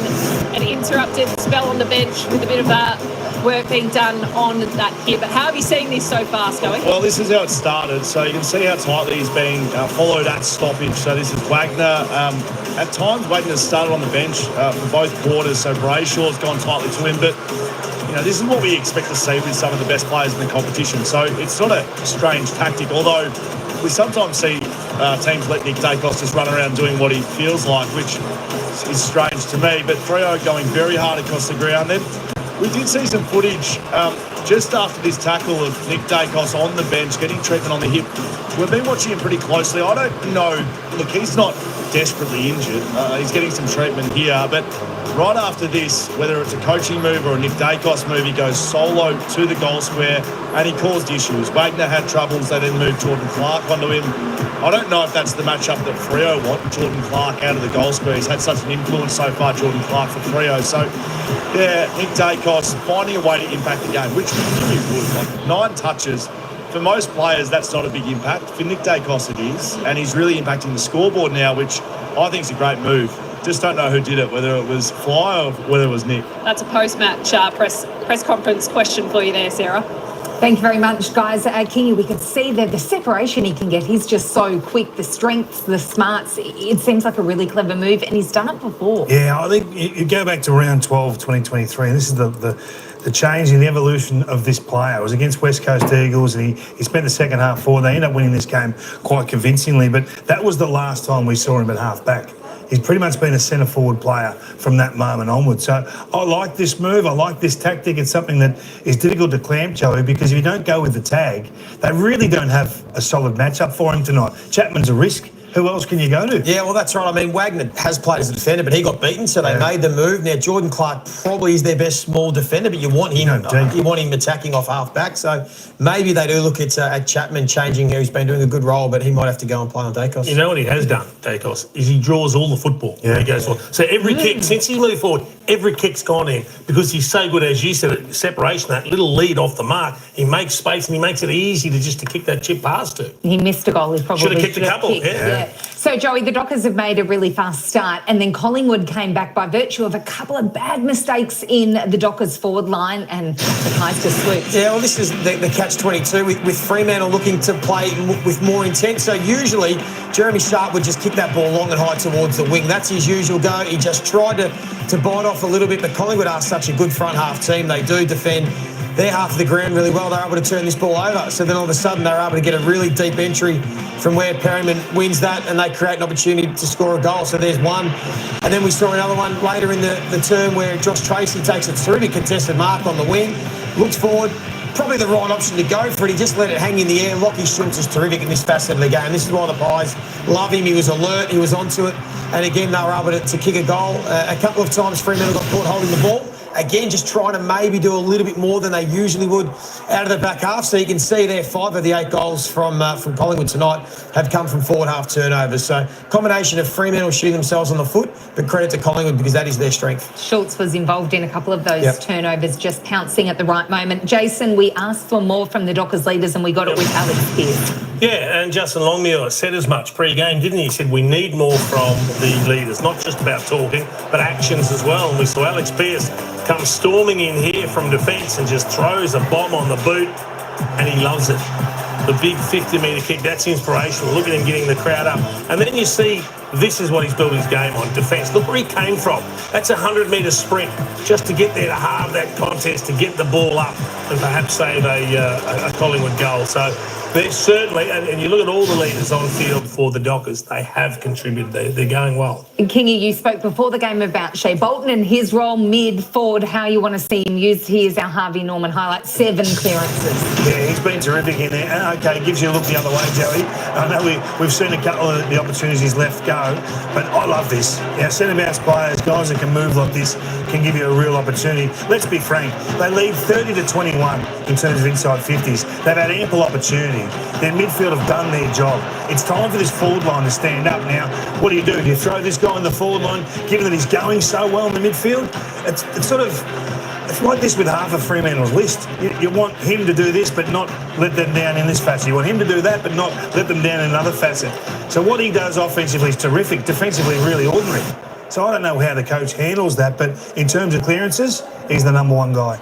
It is game on at the moment. 10-point lead to the Collingwood Football Club. Next up on Thursday night footy, John Ralph joins us with the round 9 blowtorch. So many hot topics at the moment, so much to discuss, and he'll put the boys under the pump. All right, there we go. Half time, boys. Half time at the footy. It's the Maggies by 10 points, stretching their lead. Fremantle put on, what they put on? 3 goals, 2 in that second term. The Magpies, 4 goals, 1. Kicking nice and straight. That's what we love to see. Big second half from Freo, says Addy G. Well, I think Freo actually put up their big first half. Can they repeat it? That's the question.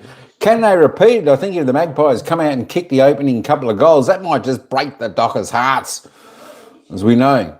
The Pies will keep on coming. They will just keep on coming. There we go. Masterclass tactics not to repeat our mistakes from last week. Look, they weren't too bad, but they were definitely playing a different side in Geelong compared to this side of Freo. But Freo are giving it a good shot so far. You know what? I think Freo's got a fair bit of run in their legs, it looks like. Because, well, let's just face it, last week, they didn't do much. They just dawdled around the park. They didn't really chase or run hard, so they should have plenty of energy still left in their legs for this game. Whereas the Pies, as I said before, they had a tough, gruelling game coming off a 5-day break and then having to travel. I'll tell you what, it'll be some type of effort if they can get up here over the Dockers. Of course, Dacos there, he did look a little bit sore in the hip. Could be just one of his muscles down there. He was getting a little bit of work done on that. But, Manu, you're right. They put him down forward, and I tell you what, they're going to have to change that matchup because his tagger can't keep up with him down forward. He's just too quick off the lead. He already had 3 marks inside 50 there for 1 goal 1, I think it was. 1 goal 1 or 1 goal 2. My gosh, my memory fades me. I tell you what, he does look good down forward, and of course he's got that big space in front of him, so he's allowed to lead in there. And of course, the midfield for the Pies, they're doing a good job as well. So, Freo had a good plan. They tagged him well. He only got 4 possessions in the opening term. We'll see in a minute what he's at now. But I'll tell you what, it's allowed the Magpies midfield to open up a little bit. And of course, the forward line, which Jamie Elliot was doing fantastic down there in first quarter, still doing great in the second quarter, kicking that sausage roll. But it just certainly made a different looking Pies down forward with Dakes down there and having all that space in front of him. All right, let's go and have a look at some of these team stats. And of course, I like showing this, the live ladder, because that puts the Pies back on top of the ladder as the game stands as it is. Freo's done really well so far. I've really been impressed. This is the way they should be playing each week. You know, they're players, they've just got to stand up. They've got to stand up. Let's have a look at the goal scorers. And, of course, the leading goal scorer out on the ground is the one and only Jamie Elliot with his 7 disposals, 6 kicks. He's kicked 3. It's going really well. Ned Long has turned up for 1 with Will Hoskinelli, Bobby Hill, Nick Dacos, 1 goal 1, Jack Crisp and Mason Cox for Freo. Josh Tracy looked good in that second term as well. He's got up to 2 there for Freo. Paddy Voss, Jeremy Sharp, Alex Pearce, and Dudley has got the single with Andy Brayshaw for Fremantle Dockers. Disposals, let's go and have a little bit of a look and see. Well, Jordan Clark leads the way for Fremantle with 17 disposals, 13 kicks, 4 handballs, 5 marks, 2 tackles, 2 clearances going well. Jack Crisp, there we go, leading the way for the Maggies. He's having another great game with 16 disposals. He's kicked a sausage roll in the second. Looks good as well. Can you believe it? The amount of games he's played, the record holder and still going as strong and looks as fresh each game he comes out. Andy Brayshaw doing reasonably well. 15, had a little bit slower second quarter there. Shy Bolton, he's having a reasonably good game there for Freo. Even though we do see him just jogging sometimes, I'd like to see him chase a little bit harder. But he's still doing right there with 14. 7 clearances so far for Shy Bolton, so he's certainly on song for a big game if he continues the way he has been going. Luke Ryan on 13 with Matty Johnson for Freo. Next best for the Pies, Josh Dacos only with 12, so the Pies 2 top are 16 Jack Crisp and 12 for Josh Dacos, so a lot of players for the Pies can still get into the game even though they're leading the way. Caleb Sarong, slow second term. He needs to keep it going. He's just had the 10.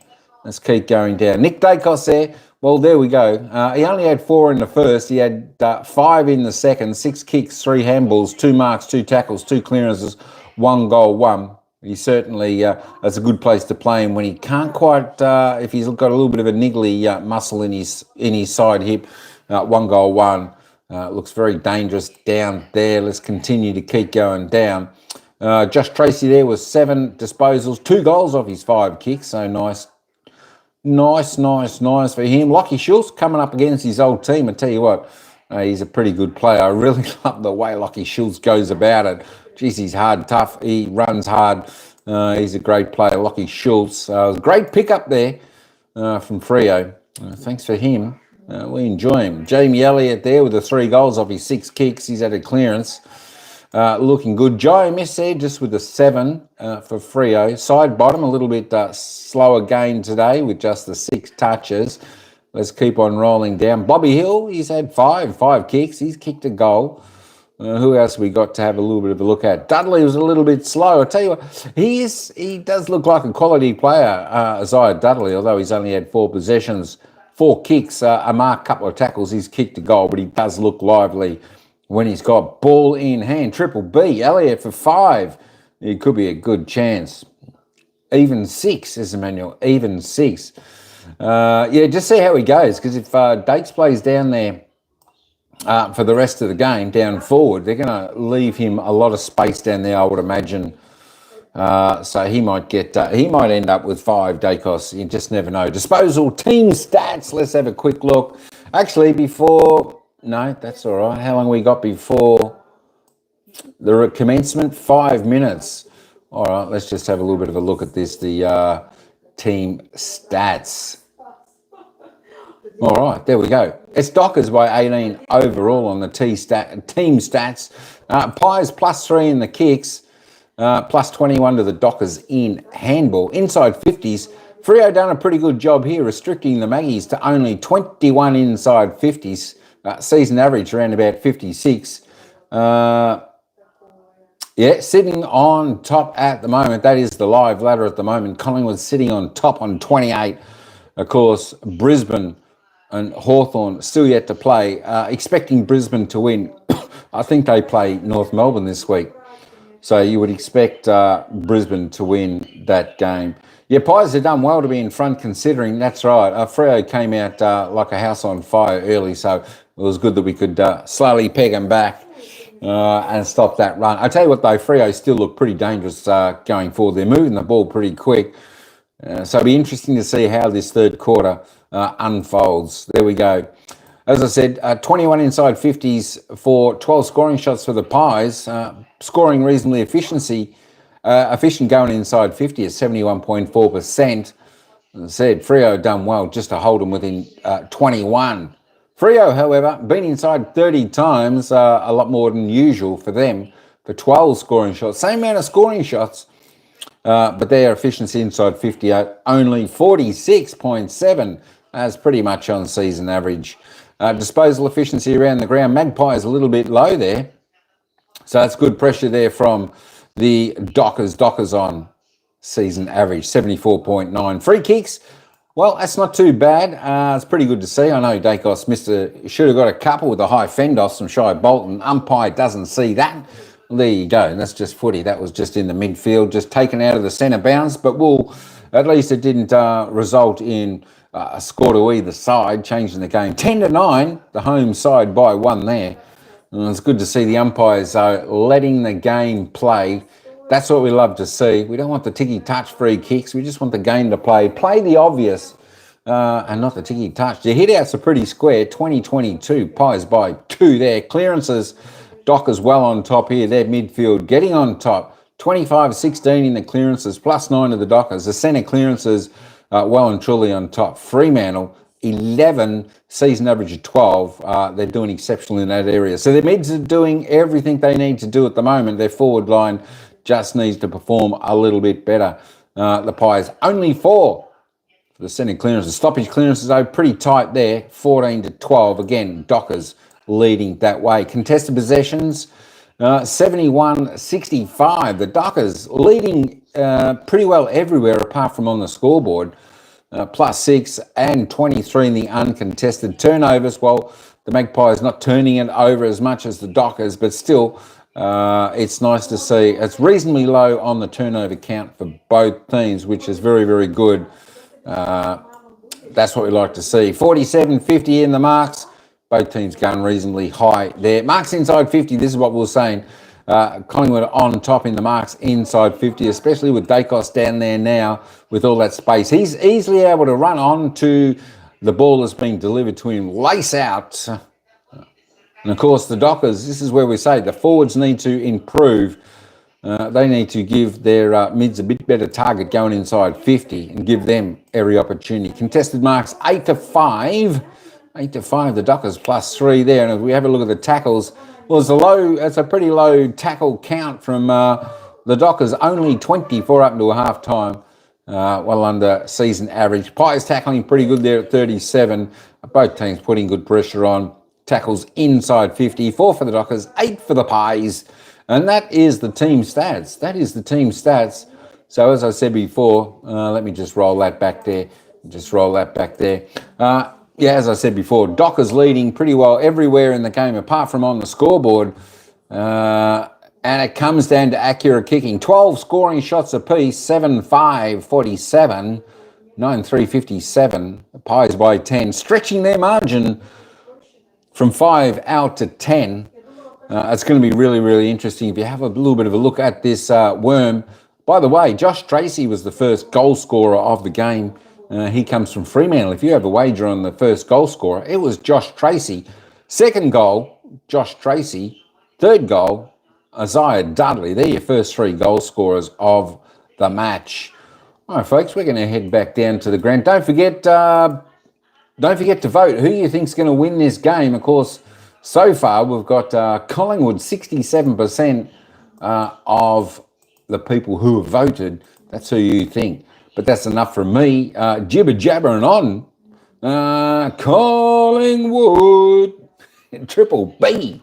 Yeah, Emmanuel. Let's go Pies. Addy G, good luck with the Dockers on your end. I think it's going to be an interesting third and fourth quarter. Let's get back down to the ground where it's the Pies by 10 points. First half, Simo. Well, Clark's had the most possessions on the ground. He's had 17 touches, 200 metres gained, and he's gone at 82% efficiency. So in a tight game, he's got his hands on the ball. Massive second half coming up. 4 points on the line. Both of these sides would love to secure. As we are underway, third quarter at Optus Stadium, a hold going on in the middle will go Brayshaw's one. So Dacos starting next to him in that centre bounce. Away now to Jordan Clark, who sends a high ball in. Jackson from the side. Bounces off the head of Tracy. Darcy Cameron. Tracy in there, the tackle. Just missed the handball. Perryman back for more. Retreats to Howe. And then they'll escape out to half-back with Sidebottom. Under a heap of pressure back there. Still able to execute that kick wide to Sidebottom. Just another long entry from Fremantle, just without much system or polish. That's a great pair of hands. Strong mark from Cameron. They've had 10 more inside 50s, Fremantle, but the efficiency is 40% to Fremantle and 60% to Collingwood. So a bit of a difference at the bookends. That's really the main difference in the game right now, isn't it? A bit more polish and efficiency for the Pies, but Freo a lot more of the ball. Just haven't been able to get many cheap or easy goals tonight. Collingwood won the first quarter by 5 points, the second term by 5 points to set up This 10-point lead. Nick Dacos in there. Bolt just knocked it away. Brayshaw now with a bit of bounce. It's with Matt Johnson, who delayed the handball, sold Bolton into some pressure. Switkowski clever, back to Johnson from 50, wanting to take an opportunity, but it's another one left out there. There's two players free there. Collingwood did a pretty good job to split the defence, but they've only taken 2 marks inside 50 to Collingwood 7 tonight. There's another example of a misconnection. 3 behinds to Matt Johnson on the evening. Or he just kicks the goal. And if you're going to take it on, look to the finish off your work. Yeah, it's the type of easy goal I was talking about. They just haven't had many. Well, they've had lots of opportunities, but not much polish in terms of that last kick inside forward 50 or the ability to finish. Mason Cox to McCreary. They can burst out the back again. The Pies. It's an awkward kick through the middle, but it works out well for Sullivan, who can just draw the player. They work it around Warner. Sullivan's kick missed the target. Crisp will stroll onto it though. If he can just find a handle, he's able to knock it to McCreary. Pies still a chance. Clark won it well. And his hand ball goes out wide to Ryan. And looking around with it in defence. Brennan Cox there. Chapman could have rushed it over. Now a high ball. Out to the 50. Jackson there. Moore with a big spoil. Back into the path of Bobby Hill. The look away finish. He's all class from Bobby Hill. Back home in the West. That's a class difference right now between Collingwood's finishing ability and Fremantle. Matt Johnson waltzes into an open goal. There's a couple of passes he could have potentially hit as well, and then from a kick out they go all the way and put the Fremantle defence under severe pressure. Yeah, but there's layers behind this, Cove. I mean, the pressure's there. Chris looks old here, and then he gets up again and goes and just puts enough pressure on. So while this is all happening, Collingwood is setting up behind the play, and more discipline, spoil, and it's a bit fortuitous, hits Hill's hands, but then the talent takes over. So set up the system and let the talent take over. If Cox could have rushed that one through, he was under enough pump on the line there, that wouldn't have been called, but it's a great finish, isn't it, for Bobby Hill? Barely looked at the goals when he gathered, just knew where they were. And he's pumped up. Handy goal to Collingwood to start this third quarter, and they're keen for more. As Cameron soccering it forward, Pearce was there, Clark, and a high contact free kick will go the Dockers' way. Had a big night. Jordan Clark talked about it, Simo. A lot of the ball. Important part of Fremantle's early start, but Collingwood just way too efficient and class factor at the moment on top of their system standing up. Short ball to Brayshaw. Go out wide for Chapman. Crucial 5 or 10 minutes here for the Dockers. They need the rest of this one back in their favour. They're able to move it quickly. They have to go long down the line. Jackson kick dives for it. Rolled around to take the mark. Need someone coming up the ball here. Perhaps everyone's leading back. There's Tracy. Tracy trying to pop into the space, but Houston aware of the danger. Real problem now. The inefficiency in the front half is really costing Fremantle any type of chance of staying in this game if they're not careful. Pies out wide to the wing from Embry. What it does is fuel this great ball movement and the system that the Pies have in place. If you can't hit a target, control the ball when you go inside, it makes it a lot easier to bounce and get some ball movement going your way. Long ball forward, but turned over. Warner taking the intercept. Won 6 third quarters this season, the Pies. Only lost the one. They've been even as now Warner switch it up. Cross to Chapman. Out now to Clark. Crowd urging him to keep going. It's the frustrating bit, I suppose, with the style of play that Fremantle execute. Sometimes it is a slow play, even a switch, which allows Collingwood's defence really to set up behind the plate. Like that grass in front of him, he had one of mine's ahead of him. You'd love to see him drive with his legs and really take that ball to half forward, either get a contest win or it might roll out of bounds and start again. It's clearly an instruction. We didn't see this as much in the first quarter. It looks like they're controlling the ball a little bit more for what reason I don't know, but it looks like it's a bit of an instruction. Now they'll have to go. Murphy recalled to play on, and then Ryan's long ball in. Darcy brought it down. Tracy took the contact. Switkowski slipped through. Amos steps back onto the left. Couldn't bury it. There's another one over the top. There's a couple of times now where Fremantle players have been in better positions.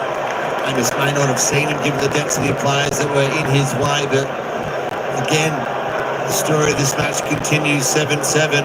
Dockers not able to finish their work in front of the goal. Houston with the long ball and the extra size there. Mason Cox wins the free kick, Nick Dacos away. The different styles of these two teams. Bobby Hill, Chapman overcommitted. Hill quickly back on with a one-handed pickup. Now to Long, he had a fumble. Bolton disrupted it. Chapman, Clark. Now the Dockers have some numbers. Bolton, Brayshaw, and now Tracy. It's Rom's one player that needs to somehow get into this match. Started well, but very quiet since quarter time. He needs to get moving. Tracy signals Long. Pies have the outnumber. Amos kicked it in and taken over. Jackson wrestles Houston to the turf. Some frustration growing down here in the crowd, boys. Not booing, but certainly some rumbling. So Freo need to get a move on unless they want a little bit of fan behaviour coming into this one. It's been a tense week for Fremantle supporters. Bolton away, crisp. Number send it long up the wing and leading up Elliot. Collingwood at the back again. This is where they've burned them all night. And they find Bobby Hill. It's great. Great stoppage work from Chris. It's a great run from Bobby Hill to release forward. Sloppy defence from Fremantle, but the elite run from Bobby Hill setting this third term alight.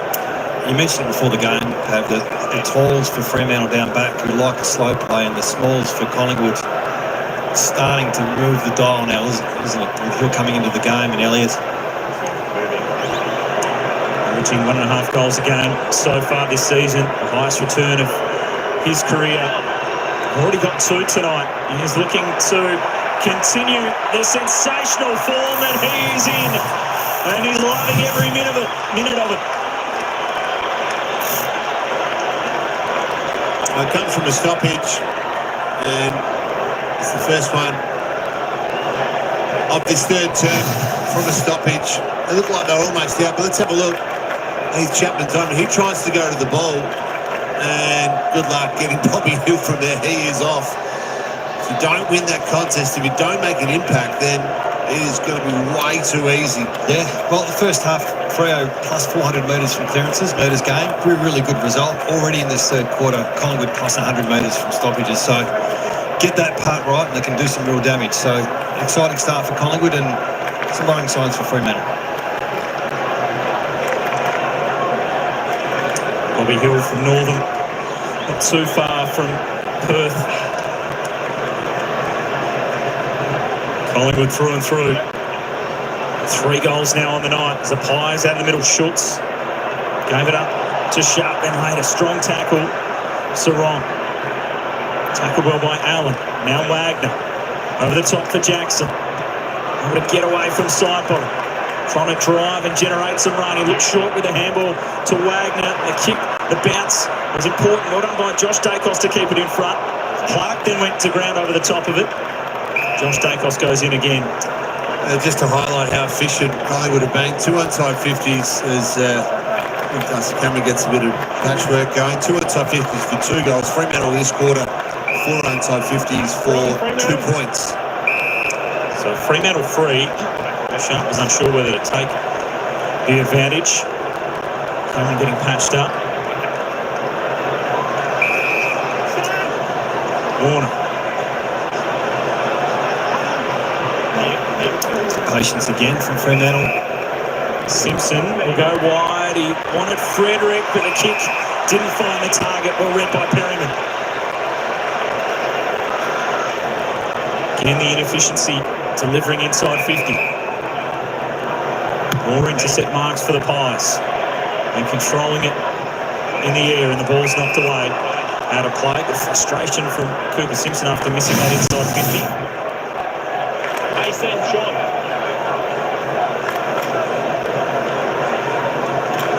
Taken by Perryman.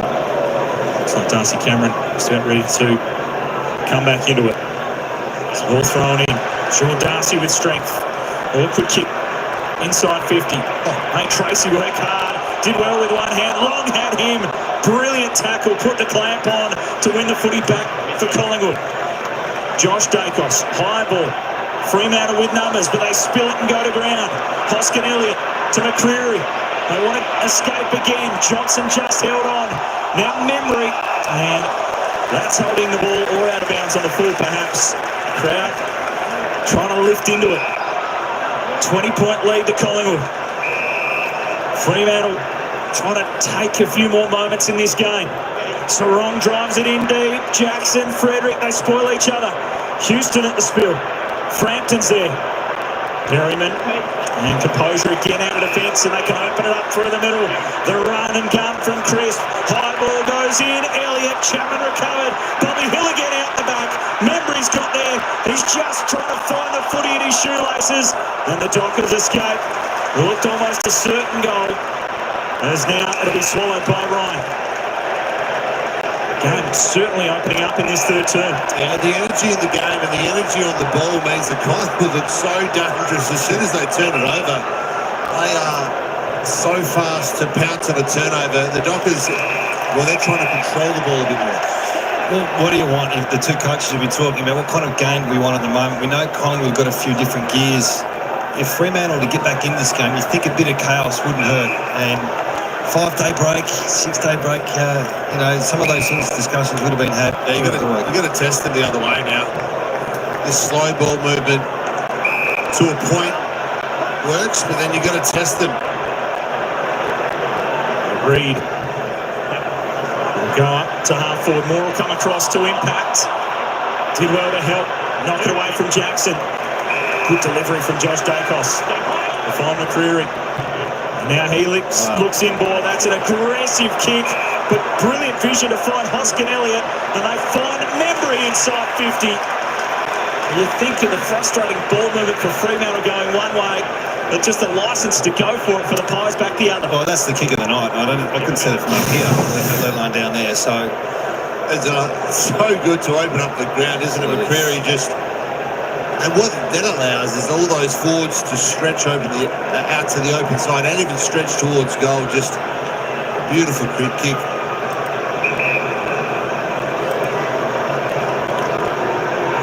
So Tim Memory to try to join in. 5 goals across his last 4 games for the Pies. And he misses out to the right. Just leaving the door ajar. Last couple of shots, the Pies, and I think there'd be discussion around what do we do to get back into this game. They've done a lot of things right tonight, Fremantle, and this control versus chaos is probably not working for them in this third quarter. Fair bit of work down here on the rucks. You're seeing vision of both sides. Sean Darcy getting it. Fair bit of work from Doctor involved as well as a physio, and then Darcy Cameron's just back on the ground as well. So both rucks. They do have Neil Erasmus as the sub, boys. They're talking about going quick. He's an out-and-out midfielder. Danger ball back through the corridor. The wrong time to execute it. Bobby Hill was aware of the danger, and now they get a set shot directly in front. You've got to give credit to Collingwood and the system and their belief and their anticipation of turnovers. It's got to be in the right players' hands, and unfortunately for Fremantle, Clark's probably their best disposer. Really good anticipation from Elliot. Tough watch for Justin Longmuir. That kick back into a central position inside their defensive 50. The turnover going to the Pies. And Bobby Hill from directly in front. Again, they leave the door ajar. That would have been number 4 for him. He's frustrated he missed it. And it was going to be a gift.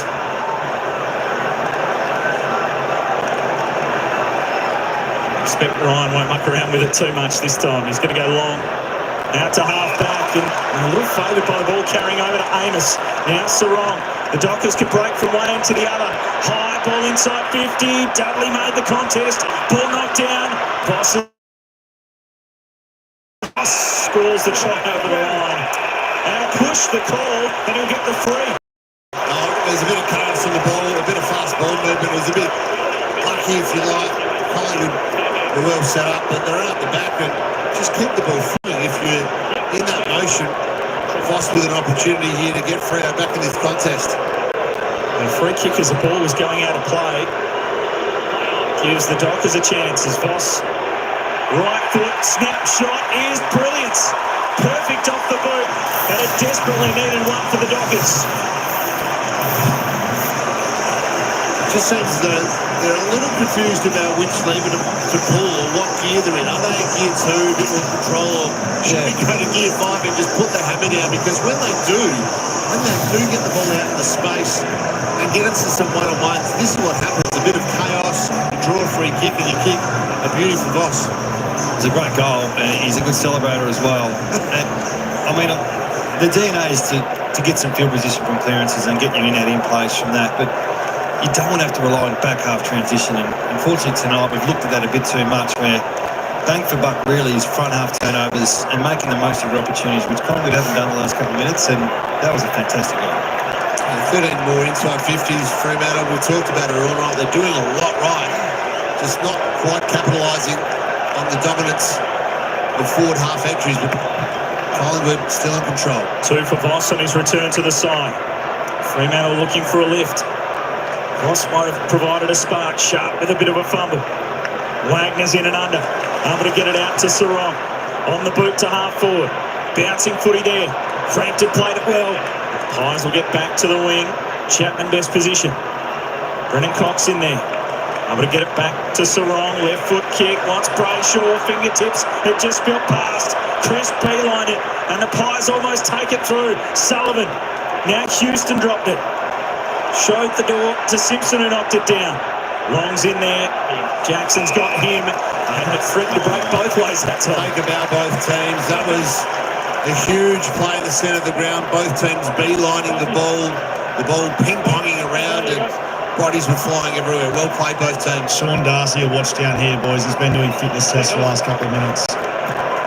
Battled so much injury. Sean Darcy frustrated down there. The kick towards Tracy. And now Switkowski, the ball in front. Frederick, kick to the pocket. Dudley outsized down there. Did well to halve it, then lay the tackle. Almost make that move. Luke Jackson has looked probably the best in around the ball, getting Erasmus in. Good Darcy as the sub and make that you move and get a bit of life and energy around the ball. Jackson the hit out, Wagner onto it. Sullivan's got him. Look, the pressure's lifted. This next 6 minutes, it's probably the most important of the game. Can Fremantle just get a couple of check goals? They haven't got too many, free kick from a stoppage or a nice clearance here, but just haven't had it all night. It's just that class difference at the moment between the two teams. Collingwood just magnificent ball use inside 50, looking so dangerous out the back. Allen on the boot. Out to a 2-on-2. The ball's knocked away. From the Creary, Warner, Mason Cox and Pearce were in the vicinity. The ball's over and out. Luke Darcy. Sean Darcy. He's going to try to play through whatever Abelin is feeling right now. Back to his feet. Jackson in the ruck. Post to Cameron. Lipinski's kick didn't go far. Crisp in there. Fighting hard. Great handball on the up. Through the pack to Cameron. High ball. Brennan Cox controls the footy. Back for Simpson. Steps away from McCreary. And well chipped up to half-back. He's looked good at times. Cooper Simpson with ball in hand. Pretty sound. Shea Bolden just controls this one, but hasn't had the influence this third term. He's had a number of clearances tonight. 7 largely coming in that first half of footy. 2 goals to 1 in this term. Pies extending their 10-point lead at half-time to 16. So scores from stoppages. Fremantle, we've talked about it most of the night. On top of the clearances still, they've kicked 4 goals 5 from their clearances. So here's an opportunity to attacking mid. Can you get Bolger on the fly? Can you open up the corridor? You can see Jordan Clark barking instructions there. Crucial 5 minutes to three-quarter time. Schultz in and under. McCreary. We'll get a ball up. Collingwood setting up a half forward to this stoppage just to try and congest it a little bit. We're doing it most of the night. System and so effective. It really mattered who's out there, making a number of changes leading into this one. With the trip west, Mason Cox smashes it forward. Brennan Cox under pressure. Just got away from Hoskin Elliot. And now Pearce Put it on the boot. Cleverly done. Out to Bolton. Dudley's the deepest forward. Tracy was at the 50. Lovely evasion from Shea Bolton. And then the short pass to Brayshaw, who feeds it now to Reid. Dudley's on in the pocket. There you go, Pat. It's a bit better, isn't it? That ball movement, that we've been just when I mean, brilliant work from Bolton to. Well, he took the guy on the mark, and then it became a really chaotic play, and they've taken the third mark for the night inside 50. Just this kick as well, and then the Brayshaw first kick back, give it to Murphy, the runner, and then he can go top of goal square or hit the leading target. Isaiah Dudley from the forward pocket. Loves a goal. That one goes across the face. I think we've seen a response from Fremantle the last 10 minutes. They lifted their pressure. Still sticking with slow types of play, but in the top of chaos, they're still looking dangerous. Eyes comfortable as the kick goes to the wing. Alex Pearce almost. Sharp after it. And we'll get a ball up. Been quick on that whistle tonight. The umpires don't mind it though, because it sets up the ground for both teams, and they've been very consistent with it. I think they've been pretty good tonight, Tab, the umpire. Down by Darcy. Johnson, a little sock up. Swikowski, quick give. Bolton for Simpson. Trainer, terrific. Tackle, dislodged the footy. Still alive. Brayshaw to ground. Clark, in fact, sorry.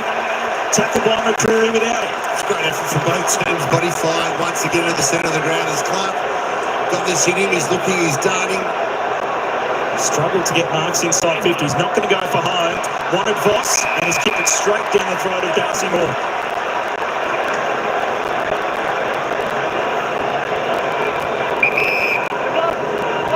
Intercept marks to the Pies.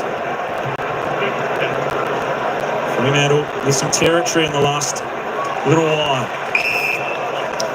Well, it's been dominant. Perhaps it's 13 inside 50s to 4.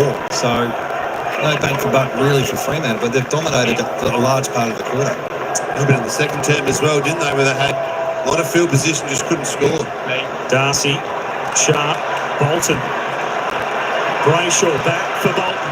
He'll go inside 50 again. A high one. Frederick down there. Voss almost. Dudley flicked it over his head. Creatively done for Reid, but they run out of room. Luke Jackson has got this ruck contest up against Cameron. Can he just lay it into some space? Smikowski barking instructions. Sean Darcy visibly upset there. Jackson in the ruck. Cameron able to get back onto it. Handball away, Sharp, didn't kick initially. And now Collingwood towards the boundary. Lipinski, Josh Dacos, cleverly done. And he finds memory, but it must have been touched off the boot. They're called to go. Long goes through the corridor now. Foot race on. So tight legs as we approach three-quarter time. But it's Ed Allen, the son of a former Freo gun, taking it on. Hill was tripped up by Johnson. Not a bad free kick to give. Perhaps just lets Fremantle's defence flood back. A little professional free kick, Pav. Darcy, there looked like getting some ice on that leg. He might now be done for the rest of the game. Fremantle have it 2 minutes till three-quarter time, and they want to open it up through the corridor. Simpson with ball in hand. One-on-one ahead. Cameron's got the reach on Reid. As well done from Cameron. He read the cue well, got back the big ruck when they looked like they were out the Dockers. Lipinski for more. Can continue to go if he wants to. And they'll go from one end to the other. Pearce in front. Knocked it away from Oscar Elliot. Lions little soccer. Brayshaw. Chapman will go out to half-back. Ball to be won here. And Allen's happy to find the safety of the boundary. I think both teams are exhausted. They're both happy to see that one go out and reset. Well, I mean, Fremantle have had a 6-day break, Collingwood 5-day break. It is a difficult challenge for Collingwood to come over here after a 5-day break and finish off the last quarter. So there is an opportunity for Fremantle. You can see this sub is being very close to mate here. Sean Darcy putting to store on the bench with Neil Erasmus set to come on. Fremantle through Jackson. Handballs to the feet of Wagner, who got it to Ryan. Squeezes a kick to Swikowski. Minute on the clock. Does Fremantle make this up? They need someone to come up the ball here. Trianis needs to get back into the goal square. Just trying to lead to the pocket. 15 points as it stands. Fremantle have dominated the forward half territory in this term, but just haven't put it on the scoreboard. Collingwood have held up ever so well. And now Clark for the lead of Amos. They manage the clock. They chip the ball around. It's Luke Ryan. Could he think about roosting one? He looks for an option. Pocket of space in the pocket. It's for Jackson. Knocked away. Chris Lipinski. Collingwood stand up again under significant pressure. Excellent outlet kick from Sullivan. Finds Hoskin Elliot. 26 inside 50s to 45. So it's been a dominant display for most of the night from Fremantle's mids. Collingwood's efficiency has helped them to this 15-point lead. Fremantle's inefficiency on the flip side. Three-quarter time as we turn for home. A fair bit of fatigue out there. Who's going to be able to run it out in the best? The Dockers off a 6-day break. The Pies off a 5-day break. Their ruckman's being subbed out for Fremantle. But a big final quarter coming up as the Pies lead it by 15 points. Don't go anywhere. Looking forward to the finish in this one. And then tomorrow night, the footy continues on Fox. 6:30 p.m. Eastern tomorrow. Spuds game. It's the Blues and the Saints in action. Three-quarter time. I tell you what, it's going to be a very interesting final term here, folks. 11-5. 71 the Magpies. The Dockers 8-8, 56. You got to like that. What's that? 15-point leaders stretching their margin. Pies winning every quarter so far. We'll take that. We certainly will take that, man. I'll tell you what, we'll certainly take that. I tell you what, both teams at the end of that quarter, certainly feeling the pinch, feeling their legs. I tell you what, they were both looking for the siren. Addy G, Freo still a chance?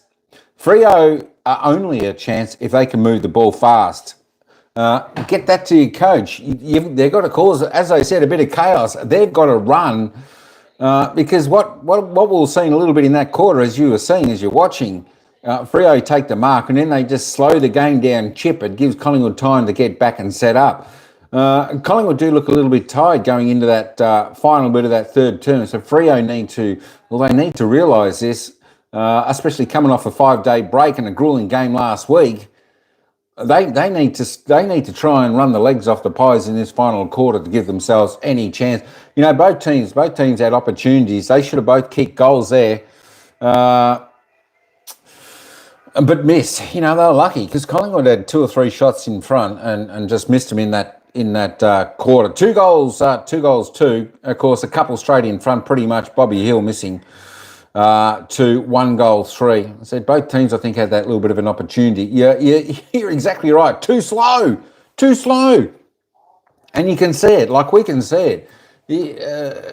Look at this part of the game. Freo, they were moving the ball fast, and the Pies just couldn't, sort of keep up with them at this stage. That's what they've got to do in this final quarter to be any chance at all. I think that's the way they're going to win it if they can bring speed on the ball and get it moving fast. Because when they go too slow, the Pies set up and their defence is just not allowing them when it goes inside forward 50. Goal scorers, well, there's not much difference to the change. Bobby Hill, Jamie Elliot, 3 each for the Pies. Ned Long, Will Hoskin, Elliot, Nick Dacos, Jack Crisp, Mason Cox for the goal scorers for the Maggies.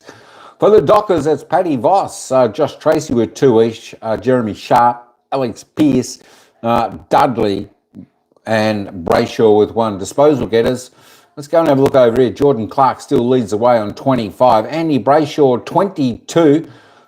2 leaders for Freo. Jack Chris, of course, for the Maggies leading the way there with 21. Josh Dacos next best on 16. Caleb Sarong's at I think he's had reasonably slow second, third term. He came out of the gates well, but a little bit slow. Shai Bolton up to 21 also. There we go. I'm not sure whether Dacos is on or off the ground, but he didn't have much. I think he had a couple of possessions only in that third term. I think he had 4 in the first, 5 in the second, I think 2 in the third for 1 goal, 1. Let me roll down these a little bit. And I just want to have a quick look at the team stats. Just want to have a look at inside the 50 because the commentators are back. They're plus 40 Dockers in disposals overall. Inside 50s, wowee. I think Collingwood only had 5 inside 50s in that third term. I'm pretty sure they were 21 at half time. Dockers, 46 inside 50s. They just can't get the results. 16 scoring shots, the same as the Maggies on 16 scoring shots. 46 inside 50s, yet they trail 20 more ahead of Collingwood. So, sometimes that can tell you, they're just going too slow. They're just going too slow in there. It's 20 more. That isn't incredible. I don't think I've ever seen a team on 26 up until three-quarter time, unless my memory faults me, but 26 is such a low number up until three-quarter time. So it has been definitely all Freo. And, of course, the efficiency inside 50, Collingwood still 73, Dockers 39. Free kicks, 16 to 11. There we go. 6 free kicks, I think, to 2 in that third term to the Dockers. There, the hit-outs are pretty even. The Dockers still winning in all the clearances. Plus 12 in the clearances, plus 9 in centre clearances, already past their average. That's the forwards that's letting them down.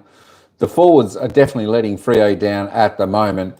Although, that being said, the mids, the backs and the mids, they've got to move the ball a little bit quicker to get that open space down there. Of course, the goal in that third term came off a free kick. It was a pretty ticky-touch free kick to Fremantle, as I said. Freo kicked that one goal. It was from a free kick. Well, just a slight hand in the side back. It wasn't too much there, but the umpire paid it and gave it. Pies are learning to win different ways. Yeah, absolutely. Freo need to learn that as well. Freo need to, first they need to learn how to win these type of games. They need to learn how to win from behind. They need to learn how to show a bit of guts and determination and cause a bit of chaos and stretch the opposition. I think, sometimes you've got to do that to win a game. Not only about protecting to lose a game. When you're like this, you've got to do all to win the game. And if that causes you to lose by more, so be it. But you've got to give yourself every opportunity. And I think the only way the Dockers can get up in this game, of course, 68% in the polling vote so far is for the Magpies. 32% for the Dockers. Freo have to move the ball quicker, cause a bit of chaos and get the run back in their legs. I tell you what, I think both teams will be a little bit tired come the end of the game. Let's get back down to the final quarter. It's the Pies by 15. Can they maintain it for one more quarter? Pies looking for their 7th win of the season. The Dockers for their 5th and a spot perhaps in the 8 if they can overcome the deficit. Out of the middle, Jackson trying to take them on this final term from Optus Stadium on a Thursday. Clark missed with a handball. Nick Dacos is onto it, and evasive. He's played through a bit of pain tonight, and they'll get the down-the-ground free kick here. It was dealt with Dacos as he got rid of the footy. Been well held tonight. Dacos had a couple of moments inside 50, just the 12 possessions, and it just shows you how well organised Collingwood system is. Matthew Wright is having to scoot out of the way as Jamie Elliot pushes off the fence. We've seen him kick some big goals over his career from this type of distance, this type of angle, and he can just about mark it down from that sort of range. The finish, exemplary from Jamie Elliot. Well, the importance of a centre square bounce, it's been crucial. Looked like the Dockers were just about to get out, but just the pressure from Collingwood was first class. And this finish from Elliot, here we go, comes from a centre square bounce. Fremantle have been the better side, but just harassing the pressure.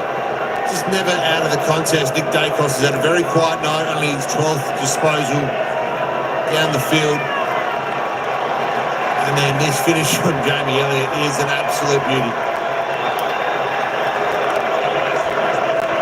Important first goal, and what a great finish, and just a little crowd celebration to cap it off. 4 goals now for Jamie Elliott. Perfection to the line. He kicked 4 goals in his last game against Fremantle as well. Didn't play against them last year, but round 18 in 2023. So he's backed it up again. Bolton lost it out of the middle. The Pies really looking to put the foot down now. Elliott's out to meet it again. Knocked away. Simpson gets back. Brennan Cox. Amble up the line. Johnson fed it back inboard. They worked the numbers to Ryan. Then kick down the line. Collingwood have got the outnumber. And outmarking is Darcy Moore. Another great kick on that occasion. Great body position. Craft. Yeah, good craft. Get him under the ball, but kick from Ryan there to be light. Moore with a high kick. In from the side, Jackson didn't hang on. Ryan, Simpson, Brayshaw turned into trouble. Just got it out in time. Bolton, Ryan, places it around the body for Johnson. And he wants to go. Lost the kick, shot a lot of it, but Sarong stood under it, then missed the handball. Clark crashed over the top. Schultz took the contact and has taken a very heavy knock in the middle of the ground. The play will continue. Schultz, unfortunately, a lot of distress. Play almost needs to stop. It's in the vicinity, but the Pies will get it to Elliot. He's in a bit of strife, Schultz. Fantastic attack on the ball, but you have to delay play. You'd think for a second to see that hit. Distressing scenes as Schultz is going to be helped from the ground by the trainers. So perhaps the Collingwood side have just made their sub. Still sidebottom, you can see him in picture. Yeah. He's just been subbed off tactically. So look, Lockie Schultz is trying to run off. I need to take that decision away from him. He's been unconscious in the middle of the ground. They take it, the Pies, and they go goalward, and they add another. Plenty going on to start the final term. Some wounded warriors out there for the Pies. Well, they add another goal to their tally and kick clear. Incredible effort from Lockie Schultz in the middle of the ground. And then a come forward it was from, I think, Jeremy Howe. Look at the hit first, Jordan Clark. They're both going for the ball. They're trying to take the tackle on, and Schultz is in trouble for the moment. That happened, but then the Collingwood defence became activated, and they won the ball back, and then, well, he can't miss tonight. That's 5. Just outstanding from Jamie Elliott. You have a trademark clip every Monday you show your players, and that'll be the one. You know, that goal doesn't happen without that play and that sacrifice. So, well done, Schultz. Gutsy start from Lockie Schultz. And out of the middle, Collingwood have kicked the first 2 of this final term. They get the footy forward again, Cameron. Arms clear, Nick Dacos in there. Bolton won the footy though, and he didn't give the handball. Now he does to Jackson. Away to Sarong. They go inside 50. Kick sits on the head though of Voss and allows Franklin to intercept. Brilliant defence and great pressure from Collingwood, but it tells the tale of the night. The Schultz there, leading off, and rightly so in the hands of the Doctor to take no further part in this match, but inside 50, outmarked, or just no system from Fremantle. Don't underestimate the quality of the Collingwood backline as well. They're doing it all year, Pav. Number 1 defence in the competition. Jackson's high ball, again the outnumber, again the intercept. He just didn't hang on to it at the last second there, Darcy Moore, but again they clear it out of their 50. Perryman was tackled strongly by Bolton.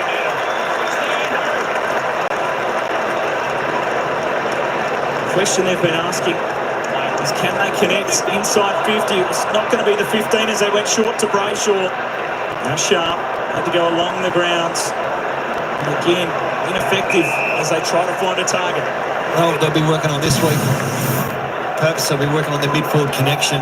You know, get it to that launch pad area and see if you can connect and see they hit again. We don't need to see it anymore after that. It was a heavy knock.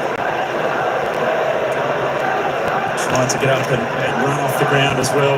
Schultz as the kick goes high from Chapman inside 50. More the spoil again. Spills away. Switkowski on the boot. He finds one for Freo.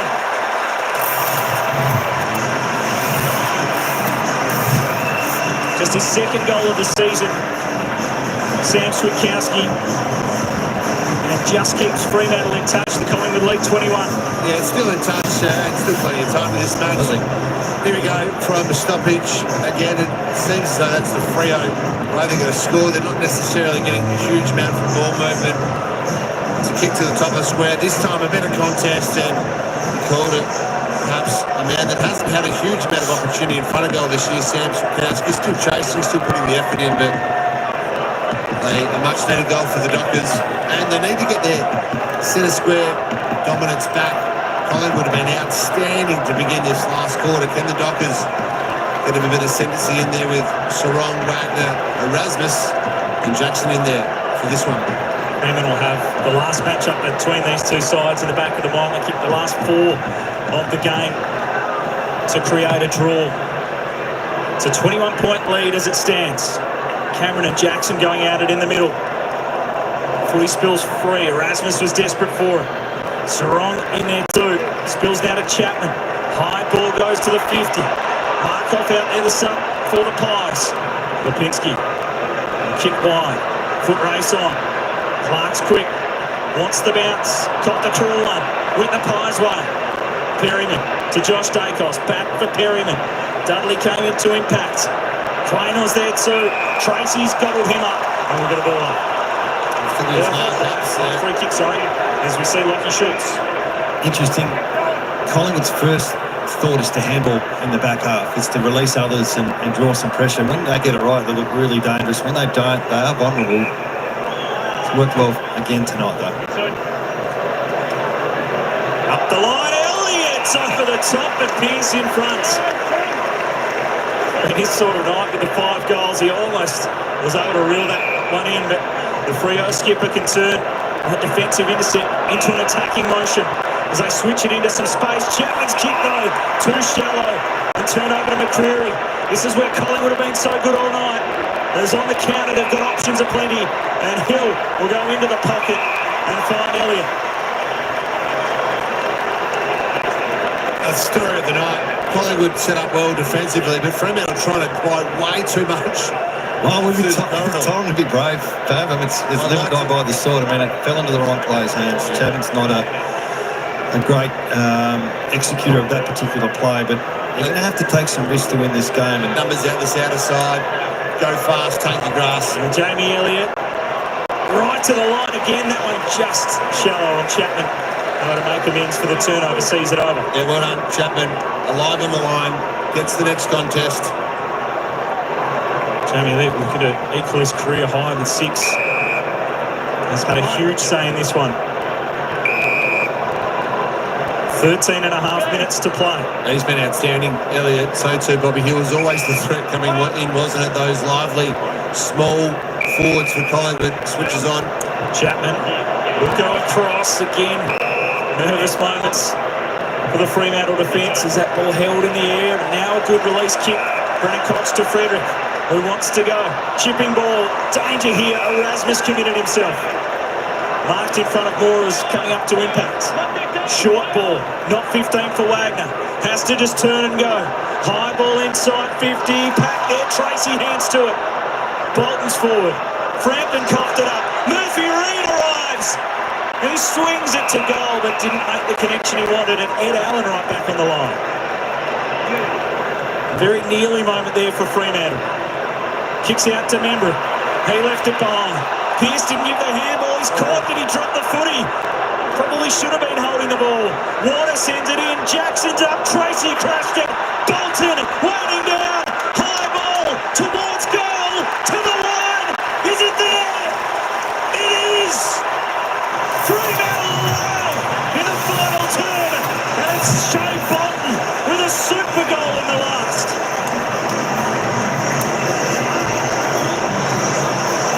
He's been a star most of the night, Shea Bolton. 26 disposals, 8 clearances, and you called for us to get him forward and get him the ball because he's the one. Look how lively he is. He's about to kick it on his right, he dances left. Brave effort from here on the goal line. Umpire right there. I'm sure they'll check it, but he's the player that might just bring the Dockers back into this one. Well, the game's alive, and you know what Bolton's been doing for most of the night. He spends a good 10 to 15 minutes on ball, drifts forward for the last 3 or 4 minutes, then comes off. So really good opportunity to finish off some class, and that's what they need in that forward 50. And unfortunately, you can't have two of him.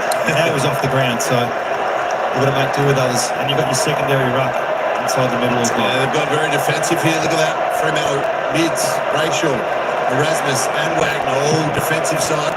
Marching back to 16. Voss throwing his weight around in the ruck. And then on the follow too. Nick Dacos kicked his feet. Coughed up the handball to Johnson. Markov's got him. Voss back through. Hill a good tackle. Game's gone up in intensity well and truly. Fremantle's got a sniff of it. Brayshaw, Simpson, Clark now burning through the middle. Chipping ball up for Dudley. Space opening up. He's got options. He picks a good one. It's Murphy Reid. Great kick from Jordan Clark. They did well, the Dockers, to absorb the pressure that Collingwood have been bringing all night. And normally this one on the wing would have been coughed up and gone the other way. That's how good Collingwood's pressure has been. Look at this kick though. He's had a good night, Jordan Clark. That is brilliant ball use. Huge kick coming up for Murphy Reid. Does he kick it, Pav? Yes. He kicked one 4 games in a row until last week when he had the behind. The youngster loves the big moment. Coolly done. Slots the goal. 10-point game. Suddenly Collingwood look a bit tired. And the energy around the ball with Fremantle, you can see it's a lot different than what we saw the last 2.5 quarters. There's real urgency in what they do, and they've got the personnel in that midfield to turn the ball over and really explode, especially through the corridor, which we haven't seen a lot of tonight, but the corridor is for both sides really. The instruction from the coach has been take the game on, look for the corridor, and that's the right call. Boys, you might be able to hear the audience going massive down here. It's Wharfie time, flashing on the sidewalk. They're trying to get the fans up and about. Remember, Collingwood off a 5-day break, have 3 on the bench because of the early substitute of Steele Sidebottom, but it is very loud down here at Wharfie Town. Way to get the crowd involved. 10-point game, 11 minutes to play. Voss continues in the ruck. Cameron tried to take it. Brayshaw the clearance. Erasmus crashes through. Chris knocked it away. Wagner will go. Switkowski saw the outlet. Fed it across to Simpson. Clean pick up a clearing. Desperation. Wins the free with a terrific chase down tackle. What a tackle, what a chase. This game is bringing everything. That one might be well controlled, but we've seen it all night. Collingwood, when it really matters, digging deep, and there's the chase and tackle. They were out, the Duckers. And now the Pies. Up the line they go. Cameron presents. With Sean Darcy subbed out. It's where they can try and exploit in these minutes with Voss in the ruck. Cameron's kick though, very wide. Chris got a hand to it. And we'll get a boundary throw in. So advantage the Pies here. Voss, he has just come off. They've just made that interchange because he was fatiguing. Great chase from McCreary. What about that effort? Cooper Simpson trying to flush on him from the half-back line, but great work. Jackson back out there. Jackson wins it down. Crisp on the boot. High ball inside 50. Alex Pearce backing back. Great contest from all involved. Still plenty of time. If you're in the coach's box, if you're sending out a message, there's 10 minutes to go. There's still heaps of time for both sides to get and deny momentum. Craig Craven coaching for the bench all night, as he loves to do. With Jackson on the boot, smothered by Elliot. Wagner's handball. They'll just clear it out of the area. Houston feeds it. Cameron taken on. Went in low to win it. Tracy infringed.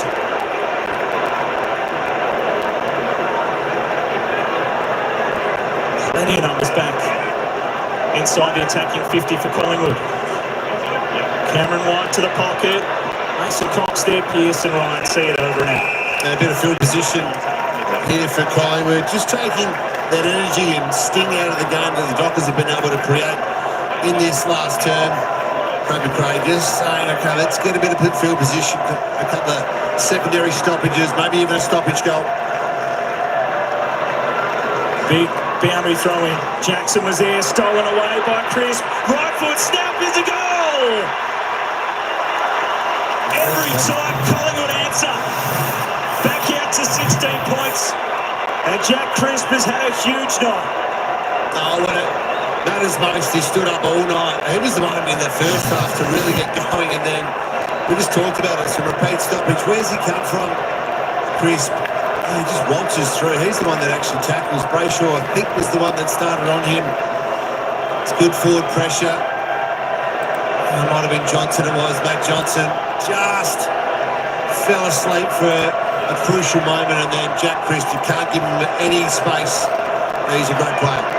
Look, Dacos just been a little bit off tonight. He's had 27 possessions, 15 contested, 5 clearances, 665 metres gained. So he's really stood up tonight.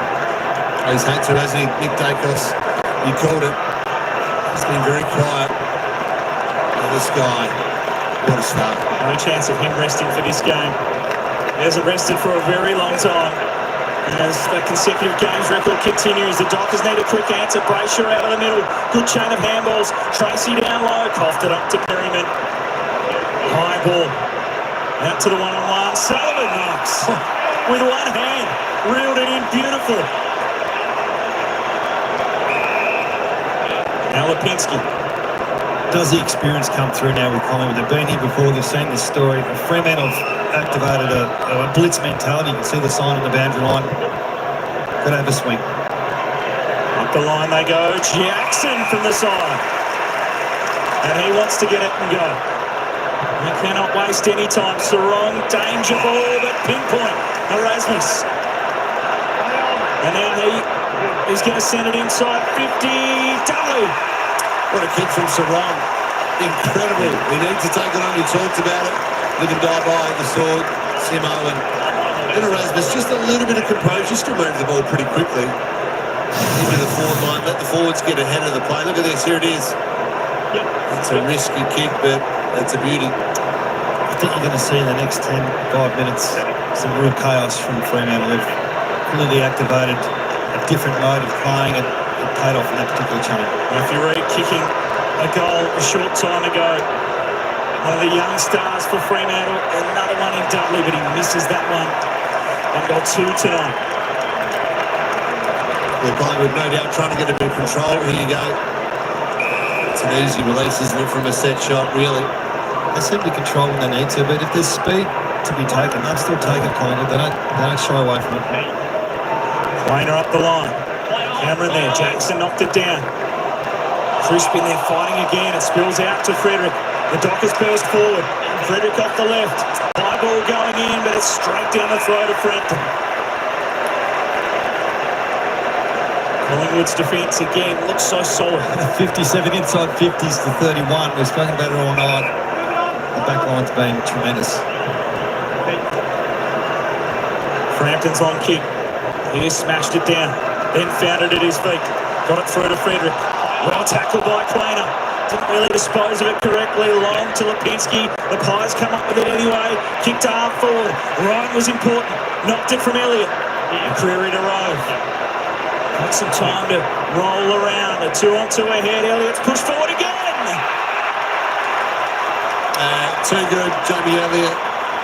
Leading Luke Ryan and Mary Dance in a couple of occasions this last quarter. He contested the ball and then just bolted forward, and Ryan couldn't go with him. He is just a very good player, Jamie Elliott. Celebrations on the bench. Kick to come. All the experience on the boot of Jamie Elliott. 5 goals for the night. He equals his career high with 6. Stands up in all the big moments. He's kicked 3 in the final quarter. He's been huge, hasn't he, Simo? Just so impressive and so controlled down back. Take the punches when Freo are on you or going at you. Let's just have a look at this though, because Luke Ryan just let him go out the back. It's happened a number of times where Collingwood players have gone to the contest and then just worked way too hard. Back to goal. Fremantle can't go with him. Yeah, well, look, You've got to take the game on. Fremantle are trying something they don't normally do. It comes with risk. Elliot, one-on-one, has been challenged, but as soon as the ball hits the deck, he knows how to get out the back, and a few turnover plays, and suddenly Collingwood a goal side. But it's a risk Fremantle have to take it home. Back out to 21. Fremantle out of the middle. Sarong got it from Jackson. Around his body, Houston in best position, though he spilt it. Time to recover. They retreat. And he just has to kick it wide. Bouncing footy. Chapman had it. He's coughed it up again, and they're full of run now again, Collingwood. They will take them on with a run and a bounce after receiving it back a second. Loop it over the top. It opens up for Sullivan. He wanted a short pass to Elliot, who's got the hot hand. And the turnover comes. Back through the corridor go Fremantle. Brayshaw's kick now for Jackson. Bursting forward to the centre circle. Long ball goes in. Tracy, more. Tracy knocked it down. Erasmus is there. Great tackle. Cameron, Quainer, clever. And now Allen. And again, absorbing the heat. The Collingwood defence. Nick Dacos, so good. Down low. He looked beaten, but he still won the day. And they go through the middle and find Sullivan. They got an extra number inside 50, but just hadn't spotted it. Bobby Hill was waiting down there. And a kick instead wide for Voss and Elliot. Into the pocket they go again, and the work rate, incredible, from Jamie Elliott will line up number 7. Sadea, he's had a good year. Really exposes your defence when you just play the ping pong up and down the ground. But you've got to try something if you're Fremantle, but Collingwood have played this mode before, in general played, let alone the game. Pretty impressive from Dacos, wasn't it? He doesn't need 35 touches to have impact on a game, but it's probably been up to others tonight to carry the load. He's been in form. He kicked 11 goals across his last 4 games, Jamie Elliott. Been so dynamic inside 50, searching for number 7. It'll hang out to the right. 22 points, the margin. Time critical for the Dockers as the kick goes to Pearce. Just that professional free kick, perhaps just to slow the play up a little bit for Fremantle and take away that chaos. Really smart football. Pearce got across the defensive 50. Bring it out to Brendan Cox. Chips to space on the wing to find Switkowski. Had options in the middle. He goes aggressively. Brayshaw was there. Good spoil away from Houston. Josh Dacos heard a voice, but he gave it up to Sarong, who was tackled but slipped it. Wagner's in there. Shoveled forward. Johnson committed, as did Josh Dacos. Fremantle come up with it. Switkowski out to Johnson. They will get the inside 50. Johnson stabs it in, but again, Collingwood have it covered, as they have done all night. And it's Jeremy Howe who intercepts this time. He's called a play on, and he's turned it straight over. Brayshaw. Still time here for Fremantle if they can just connect and find a couple of Wagner at the top of the 50. There's dumping along again. Brayshaw sends it in. Collingwood there out the back. Moore can rush it through. We're out to do that. Enough pressure and inside the 9 metres. Once again, predictable footy.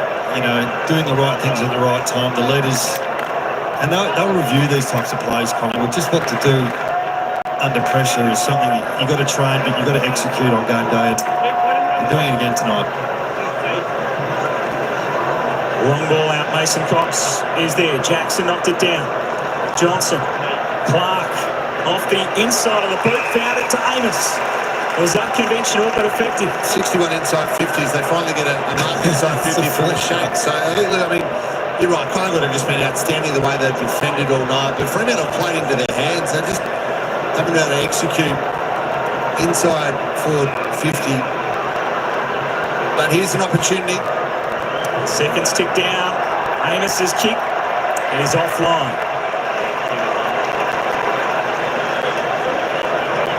11-11 on their evening.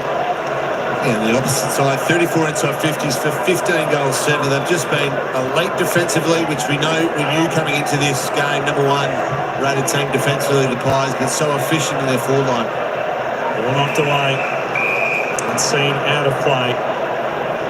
The Pies the plane this week off a short break. Just held the Dockers at arm's length for most of the second half. They've got an extra behind the play now. Collingwood just gone into a complete shutdown mode to try and ice this game out. Small band of Collingwood fans making plenty of noise. They get great support wherever they go. Out to Elliot, who's finishing the game full of run.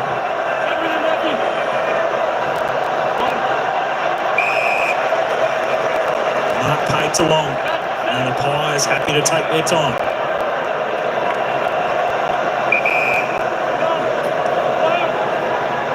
It'll take them to 7-2. Collingwood, impressive start to the year. Cameron was in there. Jackson away. Brayshaw now to Brennan Cox. Across to Clark. Disposal number 32 for him. Switkowski. Amos. They'll go by hand through the middle. Sarong to Clark. Little sidestep. Squeezed for pressure. Affected the kick as it goes in. Howe almost. Frederick the tackle. Still alive. Howe's lost his boot. Tracy's in there. And they lock it in for a baller. What's your overall opinion, Pat, of Fremantle tonight? Oh, their effort's been there. Their system's actually been pretty solid in terms of the way they've tried to move the ball and get it to their forwards. But just that last kick or their ability to have a bit of forward craft and create a goal, that's been the missing part. Stinger, hopefully, just only that injury for Darcy Moore is just grabbing at the shoulder a second ago. But if you had said tonight that, well, we're going to restrict Nick Dacos to 17 disposals, we're going to have almost 30 more inside 50s and lead the clearance count by 12, you'd certainly take that. I think you would. Cameron down. Sullivan, a handball, knocked away from Warner. Now Bolton, twisting and turning, providing some drive. Kicked a great goal in his final turn. Ball goes in long. Howe was up. Kleiner tackles. I mean, the question tonight, I suppose, is this more about Fremantle or is it more about Collingwood and what they do and how they just win a different way every week? And I suspect it's a bit of both. I think it talks to how good this team is and how much they've improved in 12 months. Tracy trying to take it. Just dropped the footy in the ends. Cameron. Markov, Nick Dacos. And it spills away. And you're right, they grind out a win in different manners. That's the bit that is so impressive. Jamie Elliot still enjoying his work. 6 goals on the night. Tonight's been about just staunch defence and really efficient in front of the ball. Jackson with a hit out over the back. Switkowski away to Frederick, and the Dockers get a late one. 2 goals in 16 seconds. 2 of the big goals. Yeah, still won't get in that. So, too optimistic there, Fremantle supporters, but it's a little too late. I mean, the one thing Fremantle brought back into their game is their clearance work, and that was non-existent last week, so that's a real positive. Efficiency in the front half and back half, they're the 2 talking points in a review on Monday from a coaching point of view. 2 inefficient in their front half and 2 inefficient in their back half, to be honest. They've gone away from what's been a really strong defensive unit. Fremantle, had said they would have conceded that many inside 50s, they would have gobbled that up, Pav. Yeah, number 2 last year, weren't they? Defensively, the Dockers, they are sitting chances tonight to make them worse. But this Collingwood outfit, they've got to celebrate Collingwood. Just keep doing the right things at the right time and absorbing what the opposition dish at them and give it right back. Fans behind the goals, enjoying it. Well, he's celebrating the 4 points. He's out of the middle crisp. He's played a massive game. And Tumble one forward. Elliot was up there. Membry tapped it away. Johnson continues to work as the seconds will expire. Fremantle showed some response, but it matters for naught. Collingwood conquer the West. They managed some of their veterans, but they backed in their system and they got the job done on a superhuman performance. 6 goals from Jamie Elliott.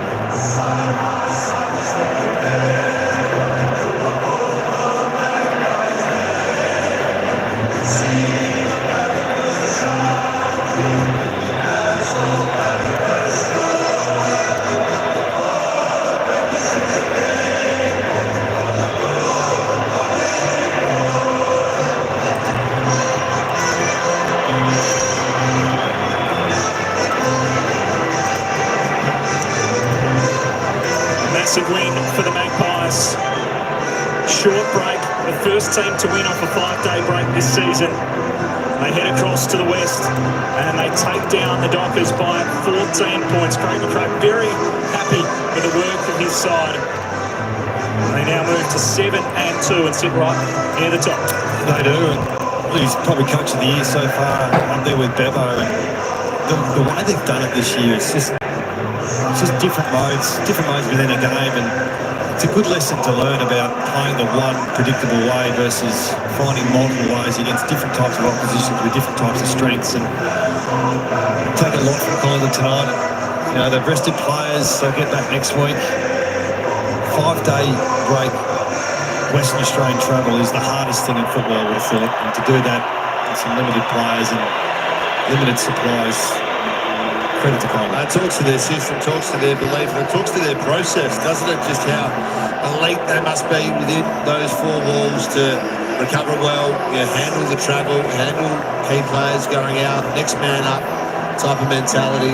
Bobby Gill was outstanding, Jamie Elliot, Jack Chris, 2 goals, 29 disposals. When all these other midfield mates were really battling to get into the game, he was the one for mine that was outstanding tonight. I mean, you need to get your hands on the ball, but I think they value different things. They value knock-ons and pressure and front half tackles, and I think what's on their stats board, the last thing would be possession. I don't think they really care, and it's so comforting to know if I'm a midfielder, I don't have to get 7 clearances and 25 possessions. And on the flip side, that's what you need from Sarong and Brayshaw and these types of players. You need them to get their hands on the ball, so very important. Let's get down to Kath Lockman. Got the skipper alongside me. Darcy Moore, how satisfying is that coming off a 5-day break? A number of your first choice players out of the side and you get the 4 points. Yeah, it's a special win. I mean, first things first, like when you see an incident like what happened with Lockie Schultz, just competing so hard, it's just so rattling to see. And it's a reminder, I suppose, for everyone watching at home, everyone at the stadium, just the risks that the guys take stepping out here and what they're prepared to do. So, we love Shooter. He's one of our favourite teammates. He does that stuff week in, week out, and it's pretty rattling to see, when the game's on the line, to have one of your, heart and soul players experience that, a concussion like that, it's pretty rattling. So to be able to kind of brush that off in a sense, and then deliver and get the 4 points on the road, like you said, in a short turnaround is, I suppose, sums up our group at the moment. What were you saying to the boys? Because no doubt everyone was rattled, not just you. Yeah, it was. Well, we were pretty concerned just at how severe he looked, like how disorientated he looked, and we sort of, our first thing, both players on both teams sort of thought the game should have been stopped at least for 20 seconds to let him off the ground. Obviously, a lot of the Freo guys connected to Lockie as well, so that was really our first concern because of just how nasty it looked. But I think to sort of regroup and then execute under pressure, the crowd gets up and about, the Freo team score a few goals and the game's on the line, to be able to regroup and execute was awesome. You definitely thought it should have been stopped, the game, at that point? Felt like, well, he was right in front of me, so I could see sort of how much he struggled walking, so it just felt like 20 seconds, it was a set shot anyway, so felt like it was right in that moment, but clearly it only happens when it's near the play. So it felt like out here in the moment that like someone's in a state like that and we're still running around chasing a footy. It didn't feel right. I saw a nice moment. Hopefully he's no doubt in the best care at the moment. A nice moment between you and Craig McRae at the final siren. You were on the bench. I mean, that handshake, it just felt like good job done, that captain-coach moment. Was that it? Yeah, it was. It's we've got a really special relationship. We've worked together for, on and off for over 10 years. So we're super connected. And obviously as the captain and the coach, we have that close bond. And so proud of the group, 5-day turnaround, managing players, like you said, and against a, pretty fired up Freo team to be able to execute and get the job done. Makes you pretty proud to be the captain and the coach, I'm sure. And your defensive group in particular, I think it was 16-2 intercept marks from your D50 in that the final siren. How proud were you of your back six and just how you have to keep that damn wall up when Freo, I think they finished with 62 inside 50s. Yeah, we could feel the inside 50 number. Like we felt like they were getting it in there a lot, and they were very impressive from stoppage as well. So it wasn't just coming in, wasn't just junk ball coming in. It was pretty good quality midfielders coming at us, shoulders out. So it was difficult, but that's what we love. That always makes things a bit spicy down there, but it's the fun part. Hey, you got some fair support here, Black and White Army in Perth, so go and enjoy this. Thanks so much, Darcy. Thanks, Kath. Good on you. Darcy Moore there, Jamie Elliott, the 6 goals. Interesting discussion there around the Lockie Schultz incident. I've sort of mentioned it in the play that it seemed a little odd to keep playing, didn't it? Yeah, you could see how much it affected the players out there when a teammate goes down like that. So a talking point, I'm sure. Let's get down to Will Schofield. Yeah, I got West Australian Darcy Cameron here, mate, back home. What's the reception, man? Like, you got a big Collingwood Army here. Yeah, they follow us everywhere. They're the best supporters in Australia. It's nice to come back home. 5-day break was a quick turnaround, but got the 4 points. Very happy. How are you feeling? Because just chatting off camera, big battle for you against Jackson and Darcy. How'd you go? You cooked? I'm pretty cooked now. Definitely felt that in the last quarter. It was Jackson's pretty light on his feet. It's tough to chase around, but feel a lot better after a win. And feet up, you're travelling home tonight. You had a 5-day rest coming into this one, so you're looking forward to a bit more of a break. Yeah, I'm going to catch a red eye home, hopefully get some sleep. In the flight, 3 days off with some family and friends. Great job, mate. Good to see you. Cheers, mate. Appreciate it. Phenomenal. Welcome to Thursday Night Footy on Fox, brought to you by the new Ranger plug-in hybrid. A 5-day break, 4 stars out, 1 big trip to Perth, and it was a terrific win by Collingwood. Mission accomplished. Jason Dunsell, David King and Joey Montagna. That is a win you think the coach will be incredibly proud of. It's a good contest. They tried really hard, Freo, but I just find Collingwood a very enjoyable team to watch. They have a way of getting things done. There's a discipline and system about them, and we spoke about the players that were managed or rested, and Sidebottom had his time during this game managed as well. They are just a professional outfit. Yeah, massive win. I mean, to have the conviction to keep those players at home, because that was the plan. It didn't matter what was going on. For Nick Dacos to have no real influence other than that little patch earlier in the game, and to come over and get a win and go back now, I think it's an incredible performance by this football club. That's why they've been the benchmark, or one of the benchmarks for the last few years, and they'll go home now and have a full head of steam heading into the bye. Nothing better than beating a team and leaving turmoil behind. They put Freo into a bit of a flat spin now. The questions will come, but these guys, they just know what's required at the right time. No one bites off more than the coach is demanding. No one tries to go outside of the game plan. Their senior core players just keep turning up and turning up. They do the basic brilliantly, all of them. And I think Jack Crisp will talk about it in a moment, but he embodies that, Chase. He doesn't try Loved to his do game. too much, does he? No, they're super professional, and they sacrifice for the team. Whatever suits the team best, they're prepared to do. And so it's a little scary at this point of the season. If you have a look, they're now 7-2. They face Adelaide, North, Hawthorn and Melbourne in the month ahead, but they don't leave Melbourne, Joey. Yeah, well, that's right. They've set themselves up beautifully. We said that a couple of weeks ago. They've banked the wins.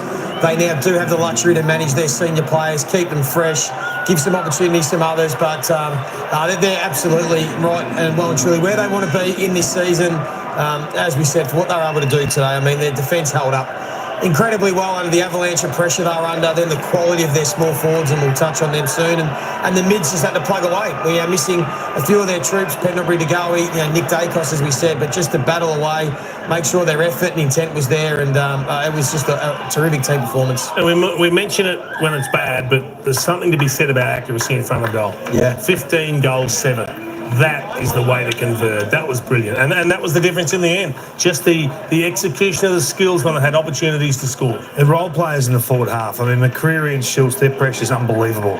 And things just work around that. And you probably expect more Hill and Elliot to be forward of that and be the goal scorers, the finishers, if you like. But the hard work done by Schultz and McCreary, I know they recognise it internally, and we probably skip over it a little bit and get to the stars of the outfit, but they were enormous tonight. Great to see Lockie Schultz up and moving around and getting lots of hugs from his teammates. Darcy Moore said in the interview with Kath just how big he is in terms of this club and the environment and the culture. They just love him. So great to see he's looking okay and ready to sing this song after a brilliant win over Fremantle. Righty.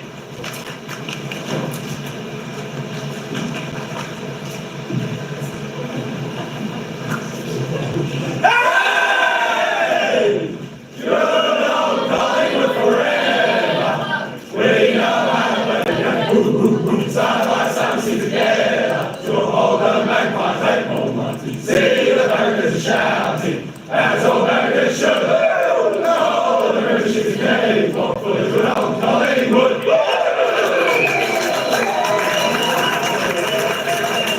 Sensational performance by the Pies. They will enjoy the trip home to Melbourne and a little bit more of a break. A 5-day break. They had to jump on the plane over there on Tuesday. It was a very quick turnaround and they were able to do it in sensational style. Speaking of brilliant, what about the performance of Jamie Elliot? 6 goals too. So you talk about accuracy, Chief.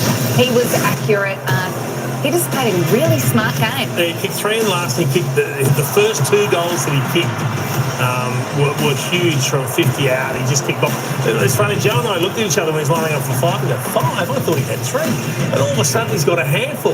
But his ability to get the right positions and then finish when he had the opportunities, it just makes such a difference. You're just capping off all that good work that's been done further field. That kick there, that's enormous. They didn't have a match-up, did they? No, not really. Luke and Ryan spent a lot of... I think Luke had 4 kicked on him. He just resets so early, Joey, that he's always in the right spot for that kick coming forward. 250-metre box. Yeah. He's always been a headache when he's at his very best because he does have that speed and power. He can get out the back on you. Yeah. He can lead up. He can sit on heads. And he can win it at ground level. So we saw everything from him today. That's now 17 goals in his last 5 weeks. Yeah. He's in some okay. And he was huge again. He certainly made it count. So 34 total inside 50s for the Pies. Their 4th fewest on record. So to be able to do that and still score 97 points is pretty impressive. We're going to have a look at the top-rated players of the match. Interesting to see whether Jamie Elliott is the top. Do you think he will be, Joe? I reckon Crispy have to be up there. There you go, 1 and 2. And that's pretty obvious. They were the 2 best players on the ground today.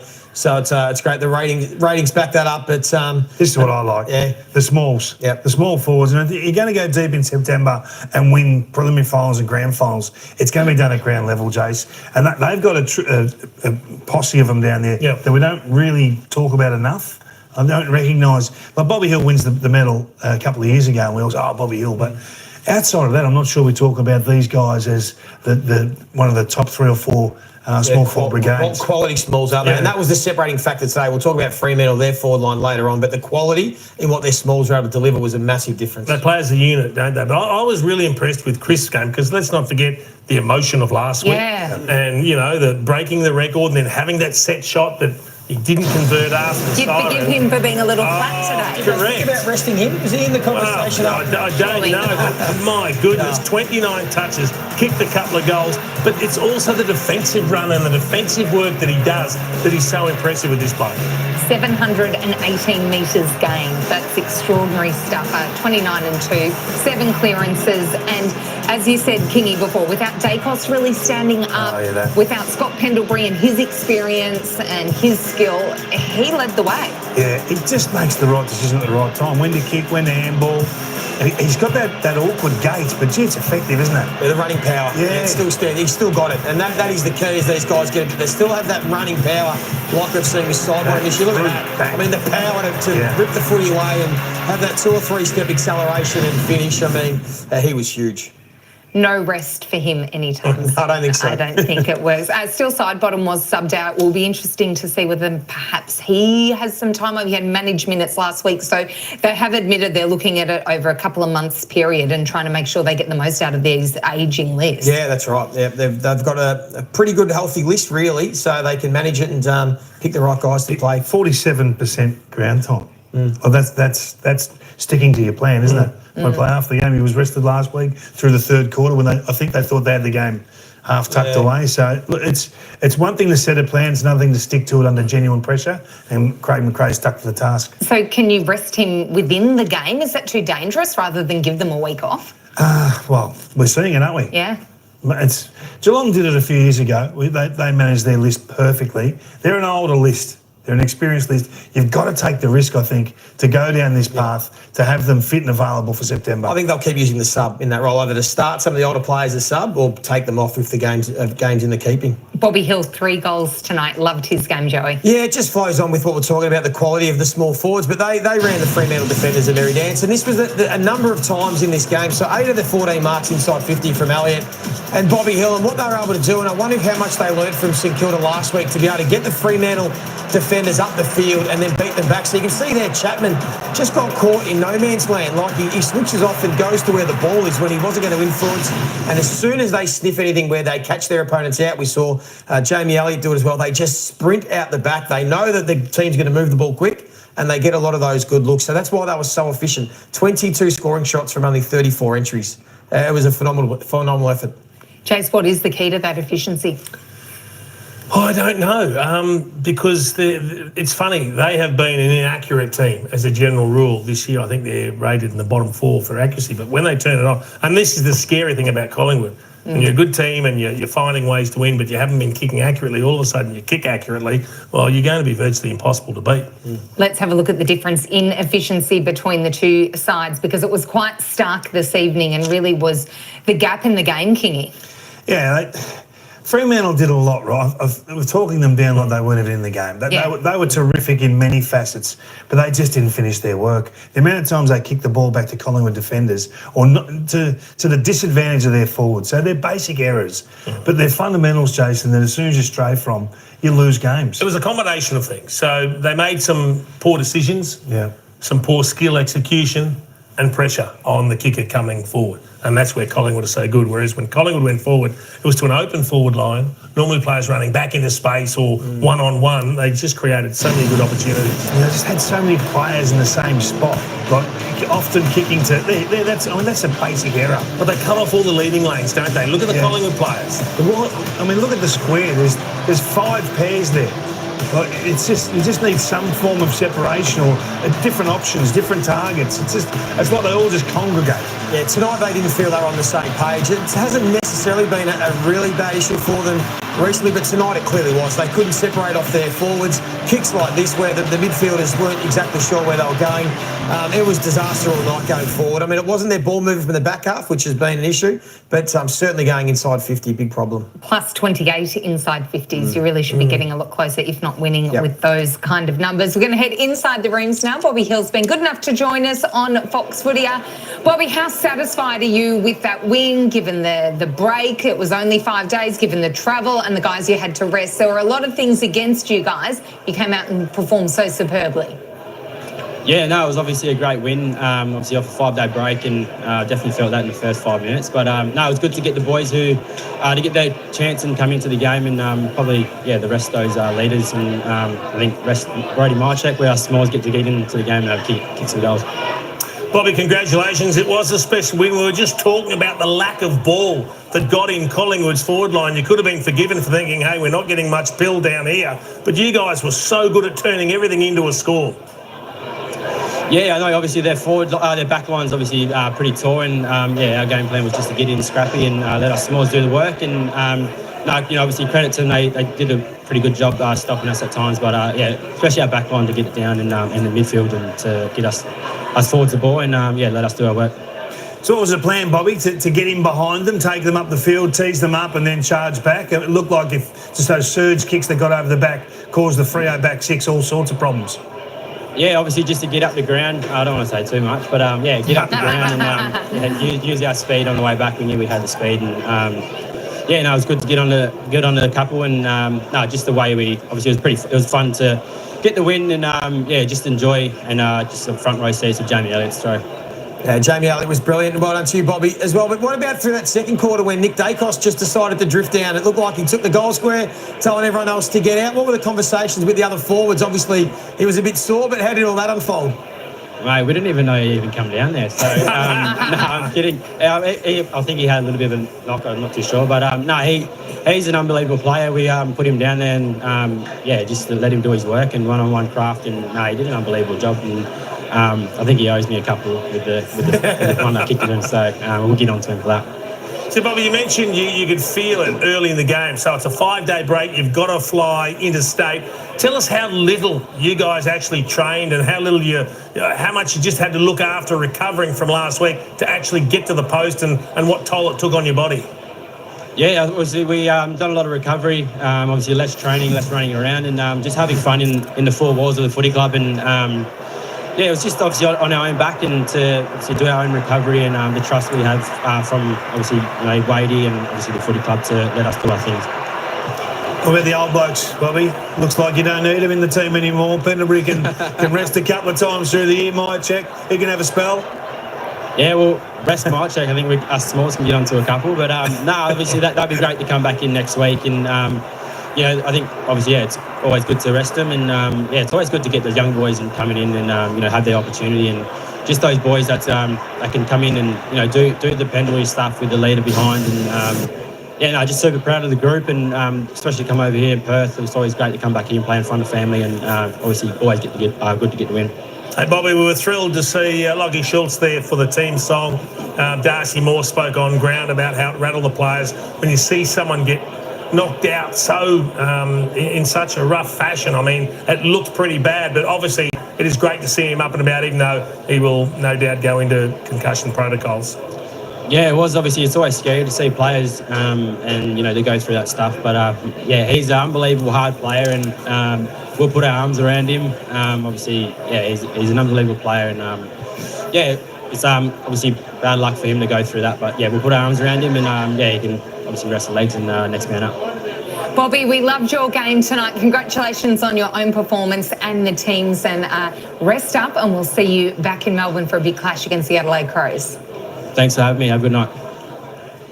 Well done. He was superb tonight. Yeah, good again. As was Bo McCreary. We saw him in the rooms just then. He is our KFC FLG moment of the match because a chase down tackle when the Dockers had all the momentum.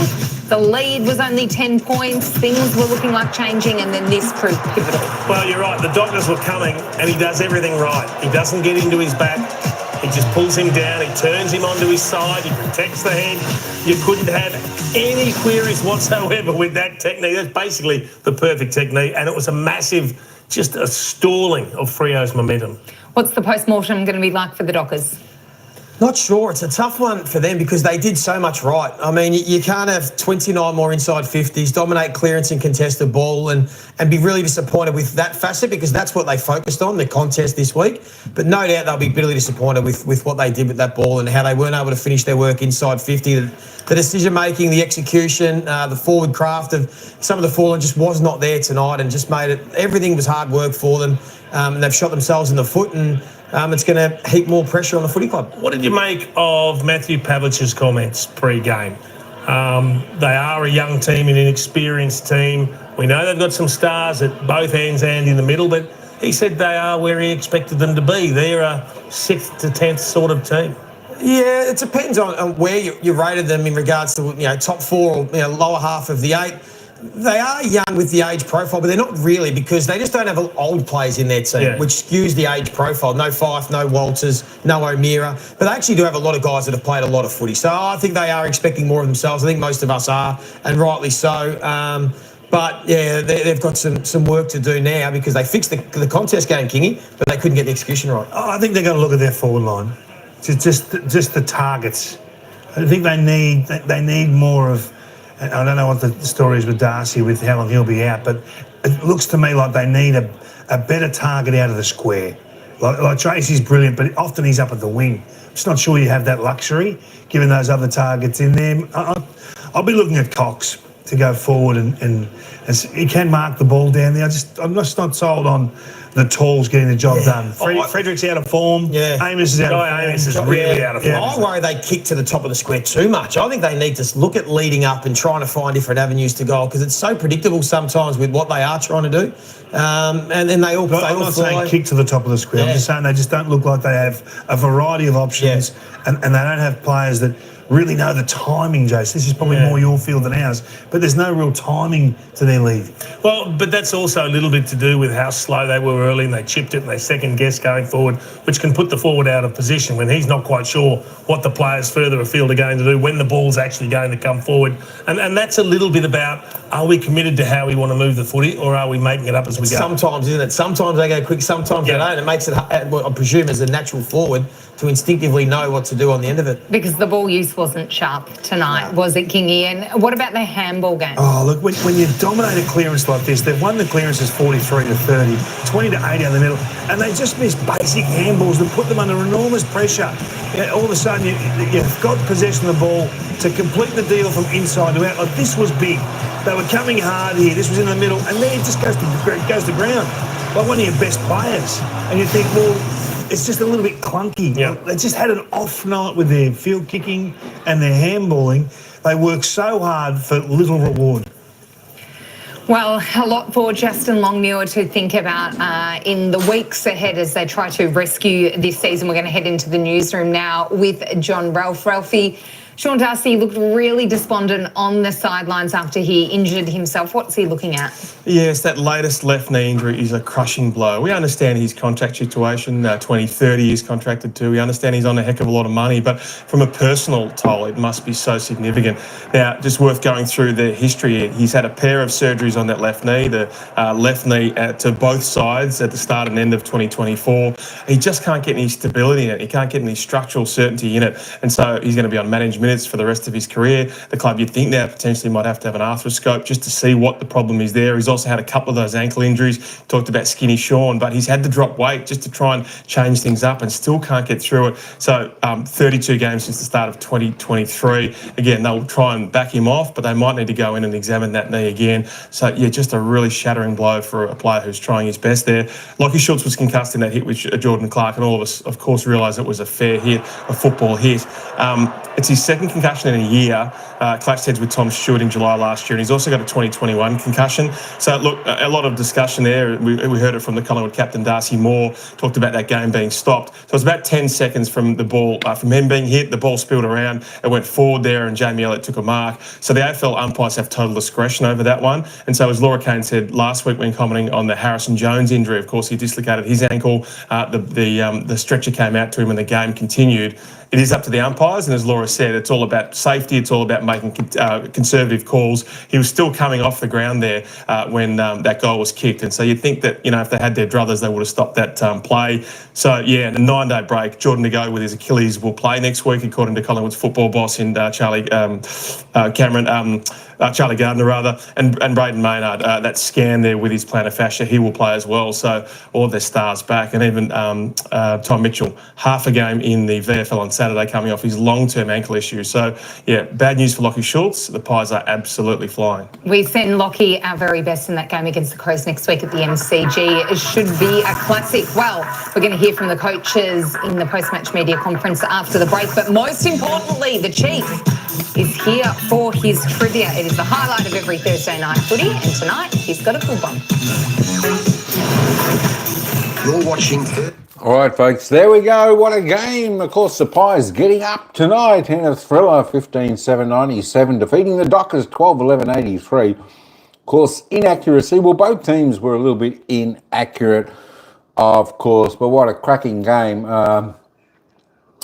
The Fremantle Dockers, they gave it their best crack. At times they moved the ball slow, but they had enough inside 50s. As they were saying, the ball just probably wasn't delivered as good as possible that it could have got down to, because they certainly had plenty of chances. We'll have a look at the inside 50s stats, team stats in just a moment. And of course, for the Magpies, of course, Schultz went off, concussed, and side bottom was subbed out, just resting. So they were without those two players for the final quarter. And of course, the Collingwood team held up well. I'll tell you what, they'll be looking forward to a little bit of a break now. Of course, both teams, I think, playing next Saturday. So that will be a nice rest period for both teams. Well, let's just have a quick look at the goal scorers and who ended up with what. So the leading goal scorer on the ground, of course, was Jamie Elliot of the Magpies. 6 goals he kicked from his 13 kicks. He had 8 marks. It was fantastic this evening. Bobby Hill with 3, Jack Crisp with 2 also. Single goal scorers to Ned Long, Will Hoskin Elliott, Nick Dacos, Mason Cox for the Maggies, and of course for Freo, Patrick Voss and Josh Tracy were the only 2 multiple goal scorers with 2 apiece for Freo. Schwiskowski, Sharp, Reid, Pearce, Frederick, Dudley, and Brayshaw and Bolton all chipped in with 1. Disposal getters on the ground, there were only 3 in the top 30, and they all come from Freo. Jordan Clark and Andy Brayshaw both top the table with 33 for Freo. Luke Ryan next best on 30. Best for the Pies, 29 for Jack Crisp. And the next Collingwood player was down there in 19 disposals for Josh Dacos and Darcy Cameron. So there we go. We've got about 2, 4, 5, 8, 9. We've got 8 of the top 9 from Fremantle for the disposal count. Nick Dacos ended up with 18, just a slow game from him tonight, but looked good going down forward. He only had the 4 clearances, 1 goal, 1. Caleb Strong, not too bad there, 25 for Freo. Got going a little bit in the final quarter, but to no avail. I tell you what, it looked like at one stage Freo were mounting a comeback in that final quarter, but Collingwood just stemmed the tide. As I said, Jamie Elliot, 14 disposals, 13 kicks, 8 marks, 6 goals, 2.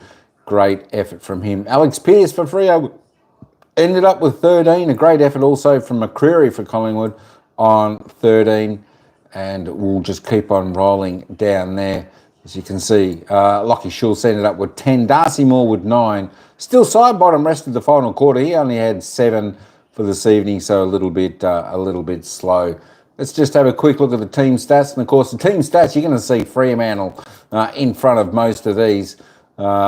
Scoring shots, 23 to 22. Just looking at the inside 50s down there. Wow. Disposal count, Dockers plus 76. Plus 16 in the kicks and plus 60 handballs. Inside 50s is the big one. 63 inside 50s to Freo with 23 scoring shots. I expect a little bit more than that, folks. 34 inside 50s for Collingwood's 22 scoring shots. 22 scoring shots, so that's a fantastic efficiency going inside forward 50, 73%. You don't see any higher than that from a team there. Free kick count, all pretty tied up there. 17 to 16 was reasonably well umpired on the evening. Hit-outs, Collingwood end up winning that by 1, but the clearances and centre clearances dominated by the Dockers. Plus 15 in clearances, plus 14. 21 to 7 in the centre clearances. Dockers did really good at clearing the ball out of the centre there. Stoppage clearances, Dockers by 1. Contested, plus 14 to the Dockers. Uncontested, oh, there you go. Have a look at this. Plus 77 to the Dockers. Wow. Well, there you go. They pretty much led in every aspect of the game. Marks, Dockers a little bit on top there by 8. Marks inside 50 though. Collingwood created more space and run. And it was just delivered a lot better when they did actually get it inside forward 50. 14 to 6. Contested marks pretty tight there. 10 to 11. Dockers plus 1. The tackles, well, only 14 the difference. A little bit low on the tackle count from the Dockers at 49. Under season average of 57.6. Tackles inside 50. Both teams doing pretty good there at 10 apiece. And now let's just go and try and load up this live ladder. There's the live ladder. So after tonight's game, if you're a Collingwood fan, you'll be happy. The Pies, they're back on top of the AFL ladder. Played 9, 7 wins, 2 losses, and of course coming off that, unfortunate loss to Geelong last week. But they're back on top. Well, they will be, they'll stay there for a day or two anyway, before I think Brisbane will end up winning and regaining that. Fremantle, though, however, unfortunately for them, they stay in 9th position. Bit of a tough road ahead. That's one game they really needed to win and were pretty much expected to win that one. The Fremantle press have been getting into them over there with the fans, etc. like that. And, well, at least they came out and gave it a good, hard crack to see how they would go. We did have the poll tonight and who was going to win. And, of course, Collingwood, 66% people voted for Collingwood, so well done to them. The teams, the Dockers and Collingwood are playing next week. Of course, next Saturday, it's going to be an absolutely fantastic game. 1:20 p.m. in the MCG. Collingwood taking on Adelaide Crows. First versus fifth. I tell you what, Adelaide are flying at the moment. That's going to be an absolute fantastic game. And, of course, the Dockers, well, I tell you what, this is going to be a test for the Dockers. They're playing the GWS Giants, who aren't in that good a form. So it's going to be 8th versus 9th. This is one that Dockers could pinch. If they play like they did tonight, they're a big chance. That's going to be played, though, at Engie Stadium there in Sydney, so Fremantle have got to travel. But that's a game that Fremantle could definitely win because of, the Giants aren't travelling too well. But fascinating games they will be. I tell you what, it was a great game tonight though, folks. Both teams gave it a fantastic crack.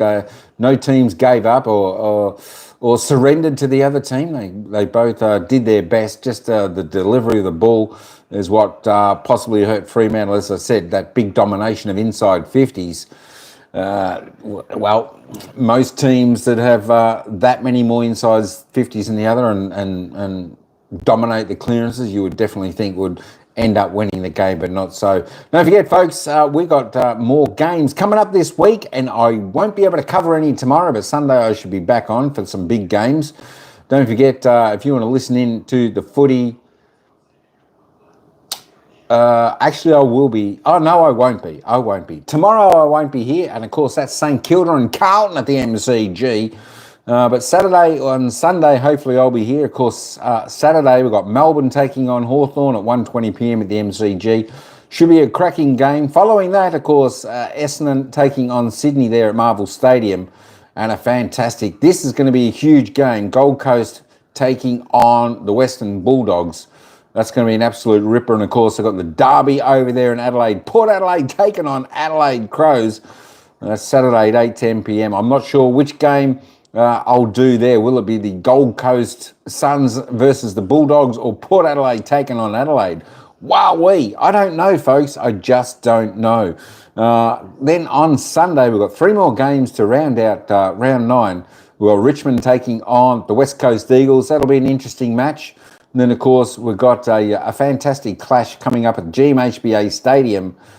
Geelong taking on the Giants. So the Freo fans will certainly be interested to see how the Giants perform in that game, since the Dockers will be playing Fremantle next week.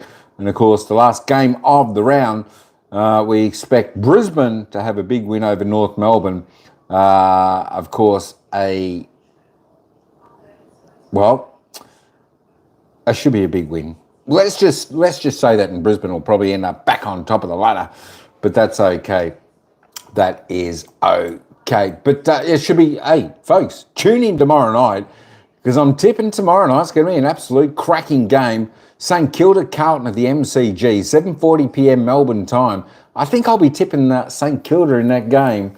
It's going to be another very, very interesting game. It could be tactics by the coach to get the team across the line. Who's going to do what and where and why? It's going to be an interesting game, folks. But it was a good game here tonight. As I said, the Fremantle Dockers came out humming, got out to about a 20-point lead. The Pies end up tagging them back by the end of that first quarter. Hit the lead in the second. The Dockers hit back with the next couple. The Pies with the next couple. And then the Pies just took over until 3/4 time. And then the final quarter, the Pies came out. And then the Dockers hit back hard with the next 3. The Pies the next 2. As I said, it looked like the Dockers were going to form some type of fight back. They certainly had plenty of time on the clock if they could manage that right up until the end. But unfortunately for them, they just couldn't quite get there. But it was a good effort. They did a lot of things right. Don't be disappointed if you're a Dockers fan. It'll be interesting to see next week. Next week will be a great test for them, as I said, against the GWS Giants, who aren't playing great football. And, of course, the Giants sitting there themselves in 8th position. So they're a chance at actually heading out of the 8 themselves come Sunday. Was that Sunday they play? Let me just rejig that. Let's just have another bit of a look. Yeah, Sunday they play against Geelong. So it's going to be a fascinating game there for them. But, it was another good game. And thanks, everybody, for coming in. So if you want to stick around, tomorrow night we'll be back. We'll definitely be back to cover... No, not tomorrow night. Not tomorrow night. I'll be back Saturday. I'm confused. I'll be back Saturday to cover some more football. But, tomorrow night should be a fascinating game where St Kilda take on Carlton. I don't think we'll be able to get to the coaches' press conference because there's still a fair bit away, I think. So on that note, I will say thanks, everyone, for coming in. Hey, we'll catch you Saturday. Congratulations to Collingwood, who regained the top position on the AFL ladder. Go Pies. Thanks, King Adrian, and everyone else for coming in. Appreciate that. Cheer. and everyone else. I tell you what, you've got to love footy, folks. You've got to love footy.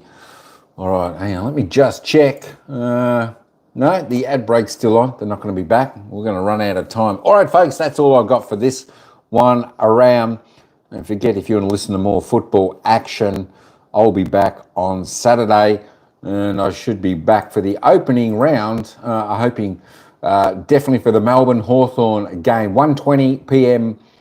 Saturday, Melbourne time. Of course, that's going to be played at the MCG. Should be a fantastic game there. Absolutely. All right. That is me over and out, folks. Thanks everyone for popping on in. I'll say ciao for now, and I'll see you at the next game.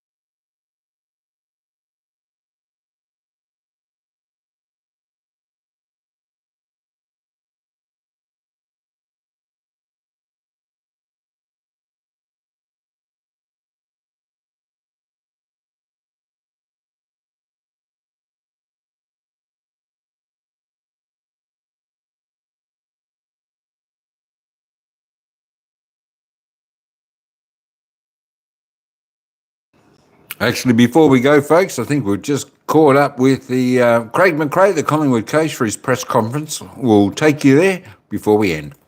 Really ecstatic with that win. That's a huge performance. To come over here 5 days and a travel is hard to do. And we didn't want to understate or overstate it before the game, but we knew it was going to be a big challenge. We give a massive shout out to Jared Wade and a high performance team. To get everybody to be able to perform like they did tonight was a real challenge, and there's a lot of planning that goes into that. So, we're very lucky. We feel like we've got the best team in the AFL right now to get the job done tonight. And then you add in the adversity, you sideline them off, you lose Lockie Schultz, you left those guys back, a couple of them managed, a couple of them injured.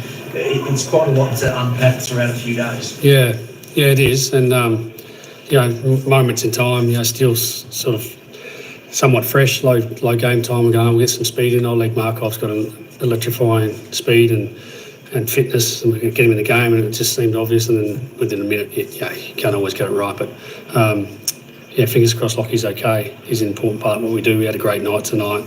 Really pleased for him to come home, well, not so much home, but come back here and perform so well against a team that he's played so long for.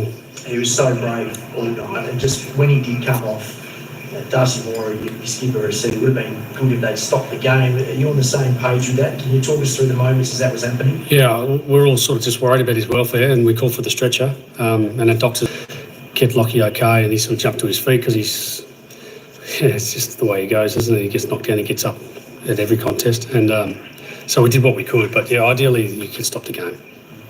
What would you sell to your players at 3/4 time with 5 day breaks sitting there? You're losing all the key stats except the scoreboard. So what are you trying to say to them to get that last score and the start of that last quarter especially out of them? Yeah, it was right back to where we started the night. Like some of that contest and fight stuff that we take great pride in. Funny enough, you don't tell the players some of the data. To win a game with 34 inside 50s, that's not sustainable. But it just shows how good our backs were. And then how good our forwards were when we got the territory. We're scoring at such a high rate when we went inside 50, and then our backs were just had an incredible intercept night, Darcy Moore and Howie. So we had to win a different way. And so at that 3/4 time huddle, it was like, come on, we just got to fight to the last. This is what we do. We fight to the last seconds here. And then you get the brilliance of Xiaomi Elliot to step up when we need big moments, and amongst other things.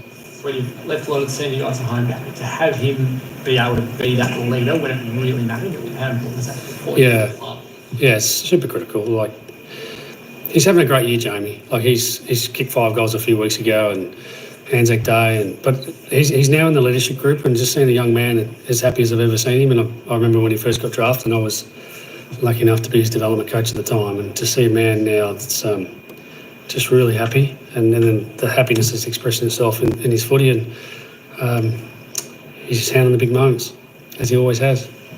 As a coach, you've never lost flying west. And any time you've gone, it's up to 10 games now. Is that right? Yeah, that's right. What is it about this team under your tenure that you just travel really, really well and you come back with at least half the points or all of the points? Oh, look, I'm not sure if we've got a formula other than that, but we'd like to turn up wherever we go. We're very grateful for our Collingwood supporters who travel over, and there's lots of them. We had 1,000 at training yesterday and a big loud army tonight, so that's really important to us. You know, we turn up for our fans, and we appreciate when they turn up.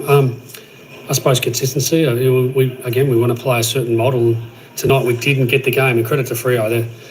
Their clearance stuff is at their best. Centre bounces, they smashed us, and which then put us on the back foot. And they're hard to play when they get clearance and territory. I don't know if there's a formula, but it's just we like to be consistent for our fans. Nick Dacos said post-game he came in a little bit sore tonight, and he had a different role. He was up forward for a little bit as well. Can you tell us about what he's going through with the soreness and then how he played tonight? Oh, look, I don't know if it's...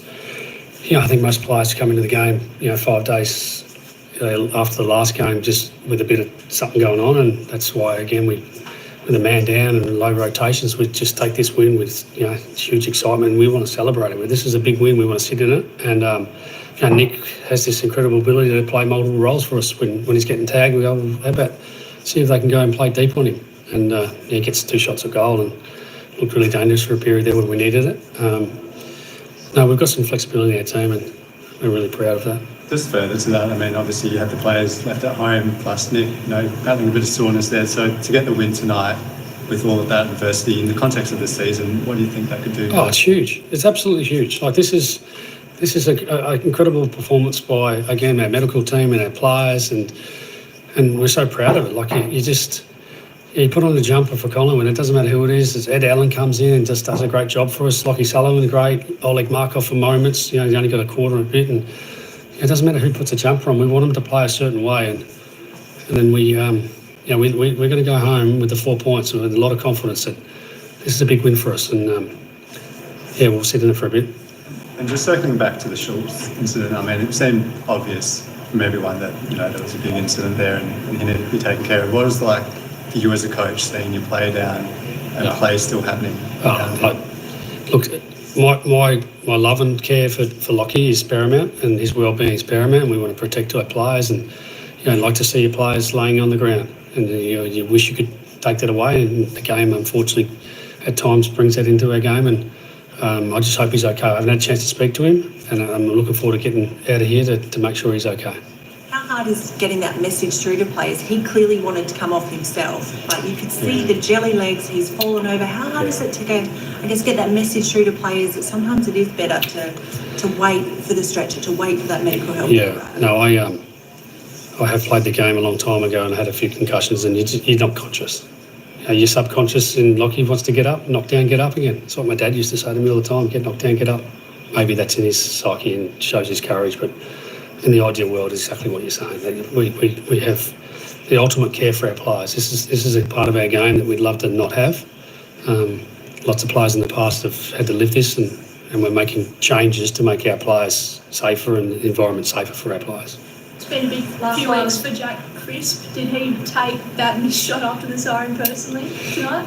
He had a great game, didn't he? He was so important. I could just see, you're looking across the group, and you probably knew that some would be down on their capability or capacity to cover the ground. And I saw within the first quarter, I said to Wade, he said, mate, Crispy's on, he's running, like get him around the ball. And he, funnily enough, said after the game, he feels really fresh, and he's an incredible athlete. And we rallied around Jack, and we moved quickly, and we celebrated all the things that was last week. But pretty handy player tonight, wasn't he? He was fantastic for us. Thanks, guys. Yeah. Yes, Jack, crisp, incredible stamina and a great performance tonight for... All right, folks, that's it. That was Craig McRae, the coach of Collingwood, with his press conference. All right, folks, that's it. We're out of here now. Until next time, definitely ciao for now. We'll see you at the next game.